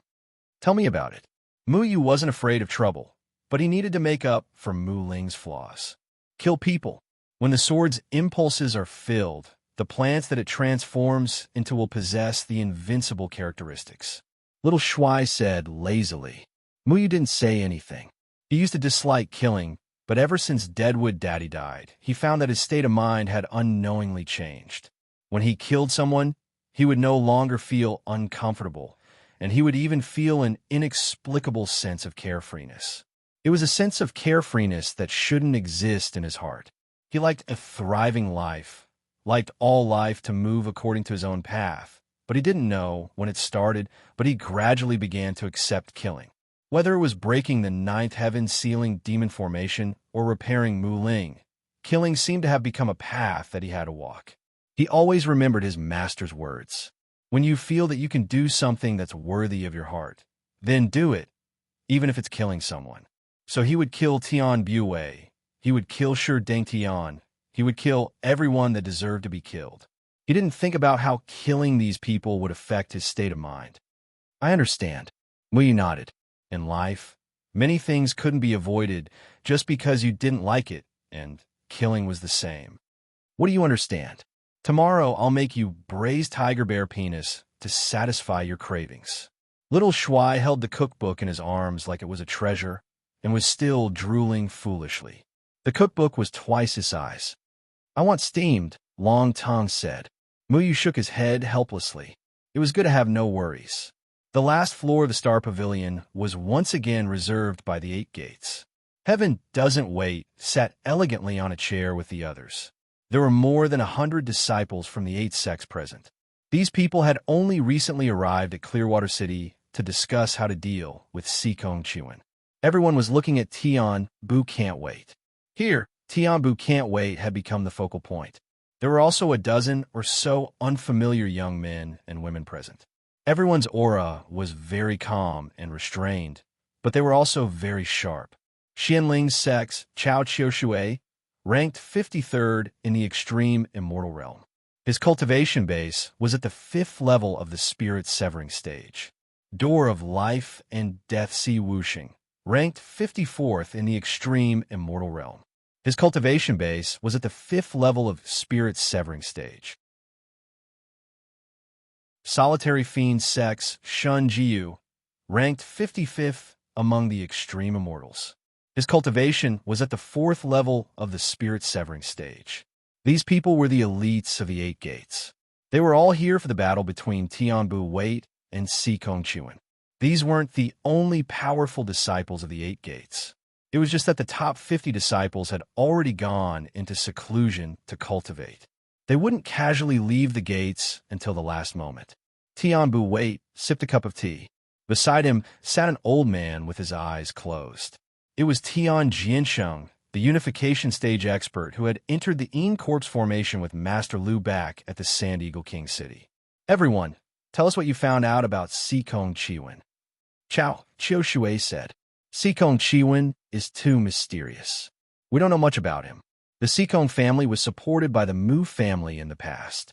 I heard that they wanted to devour the Mu family, but they were stopped by Mu Yu at the critical moment," Fairy Meng Xian said. "Sikong Chiwen was able to increase his cultivation from the Jindan period to the spirit severing stage in just a few months. This ability is too strange. We have to find out how he did it," Shen Jiyu said in a low voice. Everyone nodded. Actually, this was the reason why the Eight Gates had joined forces. Sikong Chiwen must have had a fortuitous encounter to be able to grow so much in such a short period of time. If they could obtain Sikong Chiwen's fortune, it would be an incredible treasure for the Eight Gates. If this was a tyrannical cultivation method, then whichever sect obtained this cultivation method would be able to mass produce powerful extreme immortals. The number of extreme immortals represented the strength of a sect. Therefore, everyone was even more curious about how Sikong Chiwen had risen. "Let's agree first. We can help Tianbu Wait defeat Sikong Chiwen, but we must all know Sikong Chiwen's secret," Dai Wuxing said in a hoarse voice like a zombie. "Of course," Tianbu Wait said with a slight nod. The reason why the Eight Gates had joined forces was naturally not as simple as it seemed. They said it was for the sake of those who had been beaten unconscious by Sikong Chiwen, but more importantly, it was because Sikong Chiwen had too many secrets. Those secrets were coveted by everyone. Otherwise, it would be impossible for the Eight Gates to work together. This was also why Tianbu Wait accepted Sikong Chiwen's challenge. It was to save those who had fainted and for Sikong Chiwen's secret. Although Tianbu Wait was powerful, the disciples of the other Eight Gates were also very arrogant. If it wasn't for the same goal, who would be willing to put down their face to deal with one person? If this spread out, it would be embarrassing. Tianbu Wait put down the tea in his hand and asked, "How did Muyu kill my junior apprentice brother Tian Kaiyu in one move?" Fairy Meng Xian, Xing Gao, and the others looked at each other. Back then, they had all been present, but even they hadn't been able to stop Mu Yu in time. Mu Yu's speed was simply too fast. They simply couldn't react. Xing Gao recounted what he had seen in detail. Actually, even if he said it in detail, it was not very clear to everyone. After all, he had killed Tian Kaiyu with a single move. Even if Xing Gao wanted to say more, he could only give a brief description. Mu Yu disappeared for a while. Now that he has reappeared in Clearwater City, his cultivation has improved so much. He is also someone we need to consider, Tianbu Wait said slowly. But no matter how powerful he is only in the out-of-body stage. Xianling Sex, Zhu, stopped halfway. He was already able to kill Tian Kaiyu, who was in the first celestial stage of the spirit severing stage. Who knew what else he could do? "I heard that Shadow Killer Qing Ming has arrived in Clearwater City. I wonder who spent 70 million to invite him. It's hard to say whether he is here for Sikong Chiwen, Brother Bu Wait, or Mu Yu. We also need to be careful of Qing Ming," Chao Shui said. Speaking of Shadow Killer Qing Ming, everyone from the Eight Gates became serious. The Silhouette Being organization was never a good organization. They belonged to the Dark Forces and did shady business. They were not weaker than the Eight Gates at all. Many of the Eight Gates' disciples had also died at the hands of Shadow Killer. However, Shadow Killer did things in a simple and efficient manner. He came and went like a ghost, and no one had any evidence against him. Therefore, even if they suspected Shadow Killer, there was no solid evidence. All self-cultivators knew one thing. If they had a grudge against the Eight Gates and didn't dare to or couldn't take revenge, then they would definitely look for Shadow Killer. Of course, Shadow Killer also had to bear the risk of killing someone from the 8 gates. Therefore, the price was too high. Normal self-cultivators couldn't afford it. Shadow Killer Qingming? Tianbu Wait rubbed his chin. No one knew what he was thinking. Shadow Killer Qingming ranked 43rd in the extreme immortal ranking. He was a very scary assassin. Even Tianbu Wait had to be careful of him. Shadow Killer Qingming's whereabouts are very strange. No one knew about their missions before. Why did they come to Clearwater City this time? Fairy Ming Exine asked, puzzled. No one knew why Shadow Killer Qingming was coming. Normally, Shadow Killer Qingming's whereabouts wouldn't be leaked. Because they came and went like a ghost, no one knew what mission they had accepted. However, this time seemed to be an exception. Shadow Killer Qingming's arrival in Clearwater City was known by others. This was extremely rare. Perhaps some idle person in the self-cultivation world wants to make this battle even more interesting. Tianbu Wait said calmly. There were many rich people in the self-cultivation world. If they wanted to fight for their dignity, the price of 70 million wasn't too high. Leaking the news of Shadow Killer Qingming's arrival in Clearwater City was to make this battle even more interesting. Because no one knew which of the 3 extreme immortals Shadow Killer Qingming was coming for. This made more people look forward to it. Tianbu Wait wasn't afraid of Shadow Killer Qingming. As the young master of Stargate, he wasn't an idiot like his brother Tian Yun. He valued the extreme immortal ranking very much. If Shadow Killer Qingming was coming for him, then he would defeat Shadow Killer Qingming to prove his strength. However, I'm still looking forward to you the most, Tianbu Wait said coldly. Killing a true God's disciple would, to a certain extent, make him famous in the self-cultivation world. In the Sikong family's mansion, Sikong Chiwen sat on a chair in a room with 2 people standing beside him. They were Go Zhengyang and LV Shishin, who had bullied the Mu family and had their cultivations crippled by Mu Yu. At this moment, Go Zhengyang and LV Shishin's aura was very stable. They had completely recovered and didn't look like they had their cultivations crippled at all. Master, the 8 gates are working together to deal with us. Should we? Go Zhengyang said hesitantly. If the 8 gates want to know the truth behind my rise, then we'll have to see what they're capable of. Do you think they can covet my secret? Sikong Chiwen's eyes flashed with a demonic red glow. Sikong Chiwen was able to restore Go Zhengyang and LV Shishin's cultivation after their dantians were crippled. This news would cause a huge commotion if it was spread. Once the dantian was destroyed, it was too difficult to repair it. Even if it was repaired, it was impossible to restore a person's cultivation to its original state in a short period of time. How did Sikong Chiwen do it? I heard that Shadow Killer Qingming has also come to Clearwater City. How should we deal with this person? LV Shishin asked. Sikong Chiwen stood up and walked to the window. He looked out and sneered, "Don't worry. The more people there are, the better, right?" Go Zhengyang and Lu Shishin looked at each other, and both of them revealed strange smiles.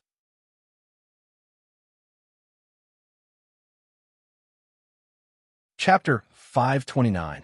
Clearwater City was already overcrowded. There were more than 200,000 self-cultivators entering Clearwater City. Every day, the streets were bustling with self-cultivators. There were also many low-ranked extreme immortals who came. Sikong Chuan, Tian Buchi, and Mu Yu were all famous figures in the self-cultivation world. Their strength was also quite extraordinary. Watching the battle between the strong could help them understand their own shortcomings. Therefore, many extreme immortals were unwilling to let go of this rare opportunity. Wherever there were self-cultivators, there would be fights. However, these self-cultivators were self-aware. They did not dare to fight openly in Clearwater City. If there were any conflicts, they would settle it in the desert outside of Clearwater City. This was because the people of the 8 gates were united in order to ensure that Tian Buchi could defeat Sikong Chiwen and obtain Sikong Chiwen's secret. Therefore, they did not allow any accidents to happen in Clearwater City. Therefore, they specially sent people to ensure the safety of Clearwater City. No one dared to challenge the authority of the 8 gates. Therefore, Even though Clearwater City was filled with crooks and honest people, there were rarely any disturbances.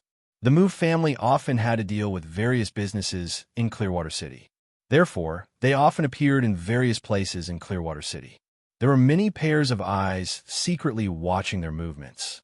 However, in broad daylight, no one dared to be disrespectful to them. This was because every self-cultivator already knew that the Mu family was not to be trifled with. No one wanted to go against the disciple of a true god. Unless, of course, the ones who had designs on them were not ordinary self-cultivators. Mu Rongxuan would often bring Mu Xin out to discuss business. Many of the Mu family's matters were handled by him. Now, because of Mu Yu, the Mu family's business with others was much smoother. Today, Mu Rongxuan was bringing Mu Xin to a tailor shop that sold clothes for self-cultivators.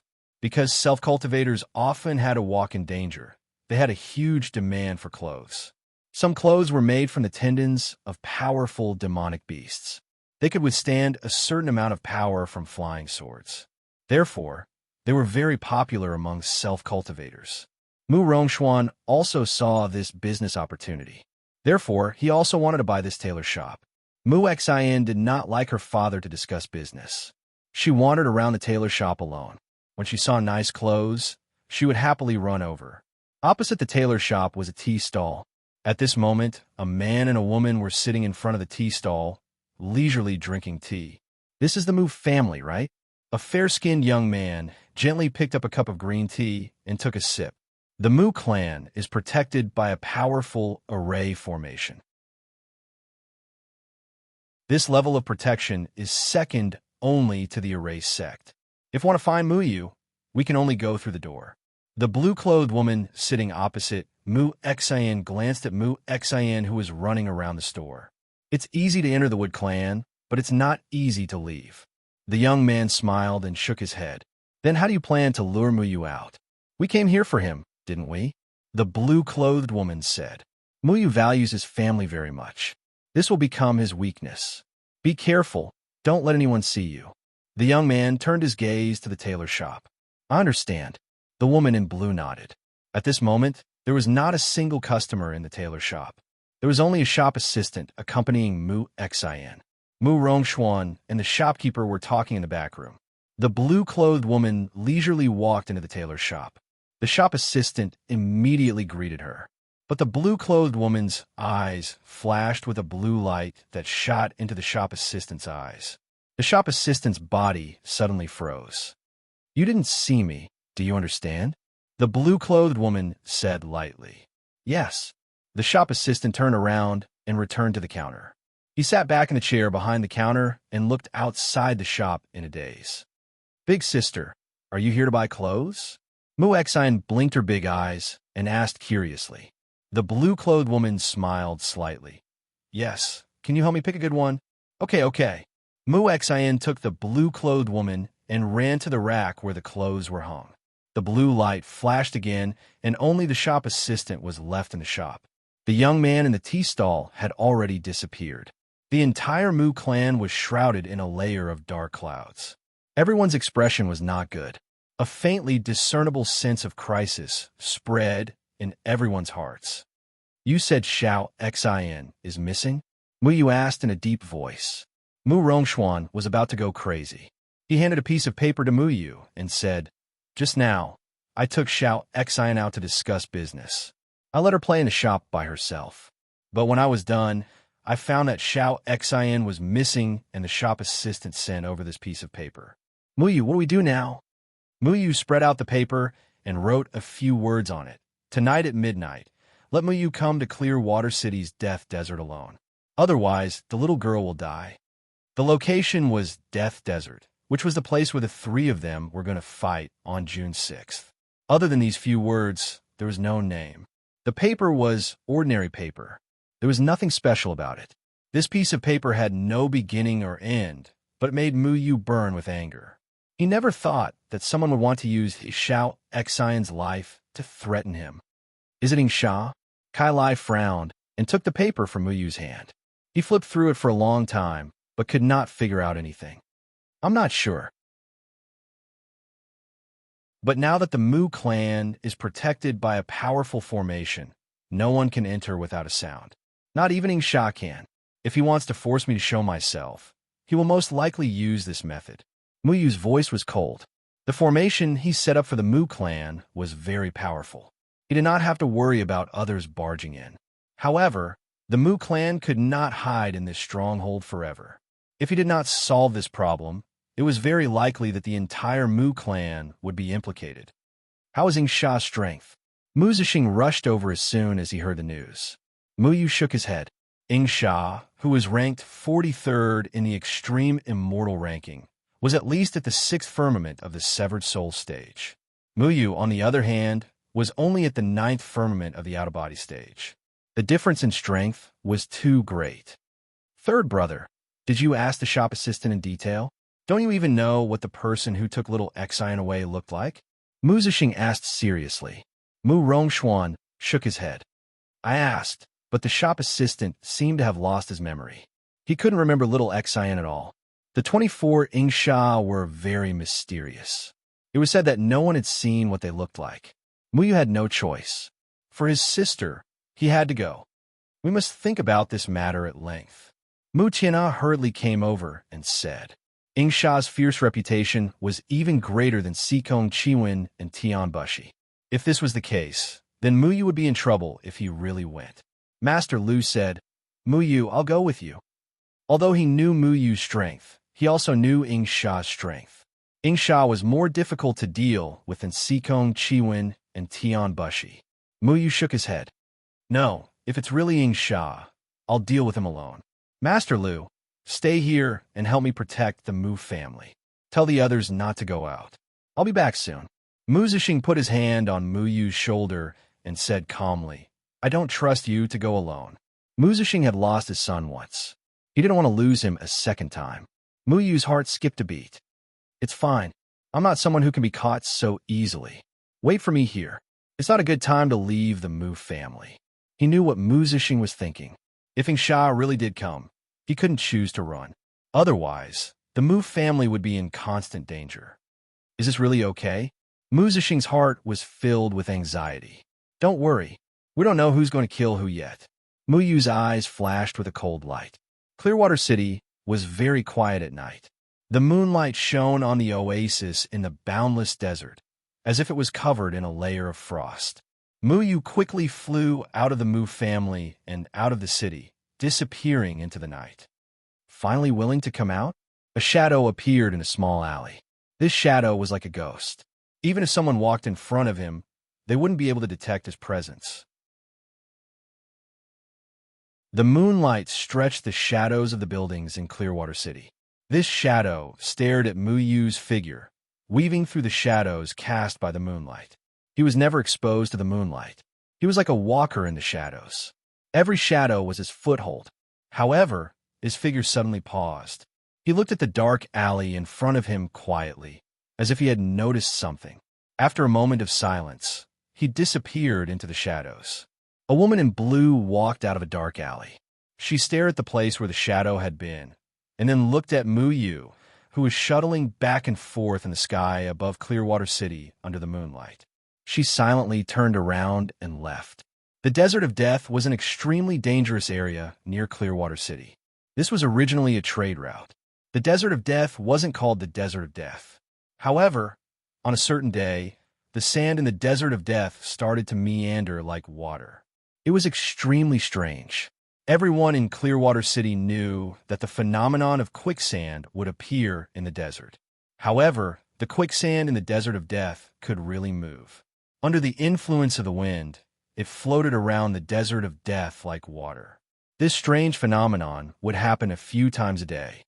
Once an ordinary person entered the Desert of Death, they would be in danger. Hence, this place became a forbidden area for Clearwater City's trade caravans. They would rather take a longer route than pass through the Desert of Death. Facing the cold moonlight, Mu Yu followed the instructions and left the east gate. He headed north and found the Desert of Death. The Desert of Death wasn't hard to find because it was very eye-catching. Even at night, one could see the red rocks glowing with a demonic red light under the moonlight. As long as one flew high up in the sky and looked down at the desert, it was easy to see the desert of death. Muyu landed on a protruding sand rock and looked at the night sky. He couldn't see the outline of Clearwater City from here. There were only undulating sand dunes. The wind and sand whistled past, bringing with it a hint of coldness. In the desert, the temperature difference between day and night was huge. At night, the desert felt like winter, making people feel cold. True God's disciple, this is the only way to lure you out alone. It's not simple. A black shadow appeared on the sand dune in front of Muyu. This person came without a sound. When he appeared, he didn't seem to be out of place at all. It was as if he had been standing there for a long time. A cold, murderous intent filled the air. The moonlight fell on the black shadow, and Muyu saw the other party's appearance clearly. This was a young man dressed in light blue. He looked very thin, and his face was angular. His entire face looked pale under the moonlight. This person's aura was deep and reserved, making Muyu feel threatened.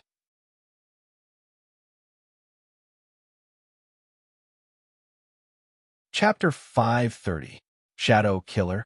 The blue-clothed youth paused for a moment before shaking his head with a smile. You misunderstood. I'm not Shadow Killer. Muyu frowned. This person wasn't Shadow Killer?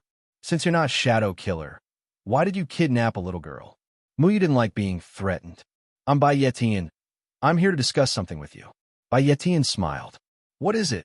Aren't you curious how Sikong Chiwen became a severed soul stage cultivator from the Jinan period in such a short time? Bai Yetian asked. Sikong Chiwen went from an unknown Jinan period cultivator to a severed soul stage cultivator in just a few months. This secret was coveted by too many people. If they could obtain this secret, it meant that a sect could cultivate an extremely talented extreme immortal like Sikong Chiwen in a short time. The Eight Gates teamed up for Sikong Chiwen's secret, and Bai Yetian also seemed to be here for Sikong Chiwen's secret. Are you from the Eight Gates? Muyu was disgusted by the clowns from the Eight Gates. Bai Yetian shook his head. No, I'm not from the Eight Gates. That's good. Then I won't waste any more words. Sikong Chiwen has nothing to do with me. Just hand over Xiao Xin. Muyu said. It didn't matter to him whether Sikong Chiwen reached the severed soul stage in a few months or if he worked hard to reach the severed soul stage. Muyu would eventually fight with him. Winning or losing was the most important thing. The person Muyu wanted to kill the most wasn't Sikong Chiwen, but Tian Bue. Bai Yetian smiled. Don't worry. That girl should have safely returned to the Wood Mansion.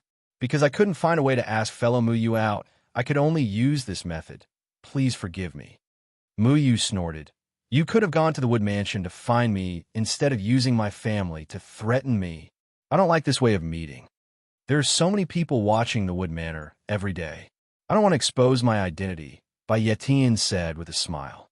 Muyu furrowed his brows. Bai Yetian's expression didn't seem like he was lying, but he hated being forced out like this. Thus, he said impatiently, It's your business if you don't want to be exposed. I'm not interested in making a deal with you. First, Roanna invited him with a self-righteous attitude, and then Bai Yetian used this method to lure him out. He was really annoyed. Let me put it this way. If I'm not wrong, fellow Taoist Mu, you should have a brother you just met, Mu Qingfan. As far as I know, he was injured by Sikong Chiwen, and even you couldn't save him. Could it be that your excellency didn't notice that Mu Qingfan's injuries were somewhat abnormal?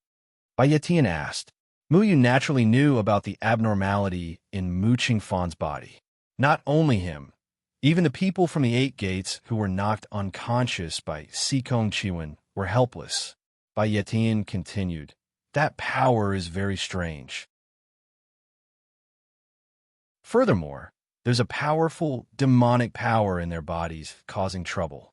According to our investigation, Sikong Chiwen's cultivation would suddenly increase on the 6th day of every month. His spiritual power is closely related to that demonic power. And the place where he went missing during the Jinan period was here, the Death Desert, the 6th day of every month. What did this have to do with Sikong Chiwen's cultivation method? Muyu remembered that Sikong Chiwen had arranged a battle with them on the 6th day of the 6th month. Muyu didn't know that the Death Desert was the place where Sikong Chiwen went missing. A year ago, Sikong Chiwen was still an unknown cultivator during the Jindan period. It was said that he went missing during a sandstorm with his caravan. Everyone thought that he had died in the desert, but he miraculously survived. A year later, he had become a famous dark horse on the Supreme Immortal ranking. He had defeated countless Supreme Immortals. His rapid increase in strength was definitely closely related to his disappearance. However, Muyu was still suspicious of Bai Yetian. He didn't even know who Bai Yetian was. Your investigation. Who are you guys? Bai Yetian's eyes flashed. You don't need to know who we are for now. However, you can only save your brother if you help us investigate Sikong Chiwen. Muyu glanced at Bai Yetian coldly. He raised his eyebrows and turned to leave. Bai Yetian was stunned. He didn't expect Muyu to be so straightforward. He landed in front of Muyu and stopped smiling. Dao friend, what is the meaning of this? Muyu slowly raised his head. I don't like your arrogant tone. I also don't like the way you asked me out. If you don't want me to know your identity, then don't appear in front of me. I have no interest in helping you. Muyu hated people who thought too highly of themselves and felt that others didn't deserve to know their identity. These people deserved a beating the most. If they wanted help, they would hide it. If they didn't want to be honest, they were just asking to be scolded. Bai Yiqian's tone became unfriendly. He was at least in the spirit-severing stage. Even though the disciple of a true god was strong, he still didn't put him in his eyes. He didn't think that he would lose to a supreme immortal in the out-of-body stage 9. Dao friend Muyu, are you really not willing to cooperate? Bai Yiqian asked. His spirit-severing stage cultivation started to spread around his body. Muyu's gaze became cold. Don't need to cooperate with you?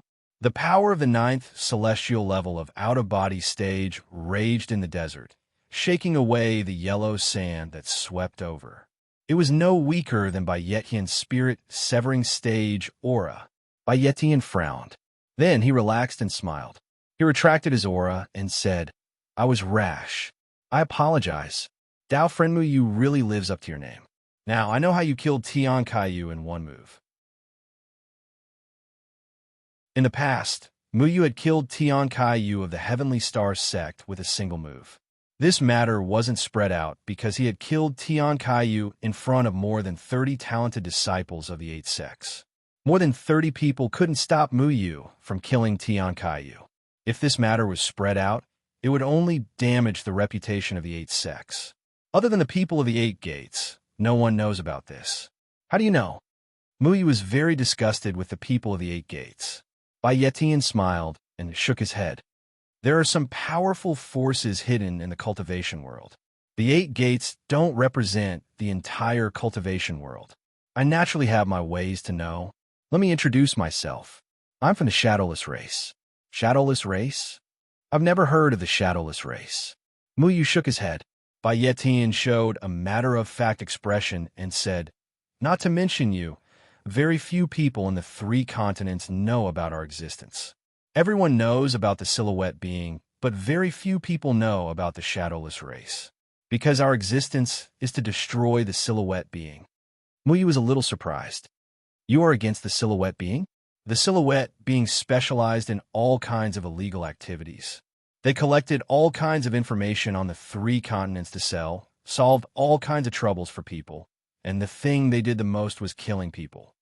The silhouette being is not as simple as you think. The background behind it is very powerful, and the things they do are very strange. In short, it involves a very secret relationship in the cultivation world, so I can't say too much. The reason I came to you is that Qing Ming, the shadow killer of the Shadowless race, wants to kill you. I was ordered by the Shadowless race to help you. Kill me? I don't understand. Shouldn't Shadowless race's target be Sikong Chiwen or Tian Buwait? Muyu frowned. Most self-cultivators underestimated Muyu's strength and thought that Sikong Chiwen and Tian Buwait were the focus of this battle, so Shadowless race's target should be them. Bai Yiqian shook his head. You're wrong. Everyone thinks it's just a gamble between 2 rich people, but the real person who hired Shadowless race to kill you is actually the leader of Stargate, Tian Yuan. The leader of Stargate, Tian Yuan? What? Tianba, wait? Do you have so little confidence in your son? Mu Yu sneered. Bai Yetian felt Mu Yu's calm aura and couldn't help but secretly admire Mu Yu's courage. Most people would be nervous when they knew they were being targeted by a shadowless race, but Mu Yu's expression was very calm, as if he didn't care at all. You've been missing for more than half a year, and even the shadowless race couldn't find you. However, it said that a talented array master appeared in the battle between the array faction and the talisman faction a few months ago, and everyone suspects it's you. At that time, the people who came to help the talisman faction were all wiped out, which was a big loss.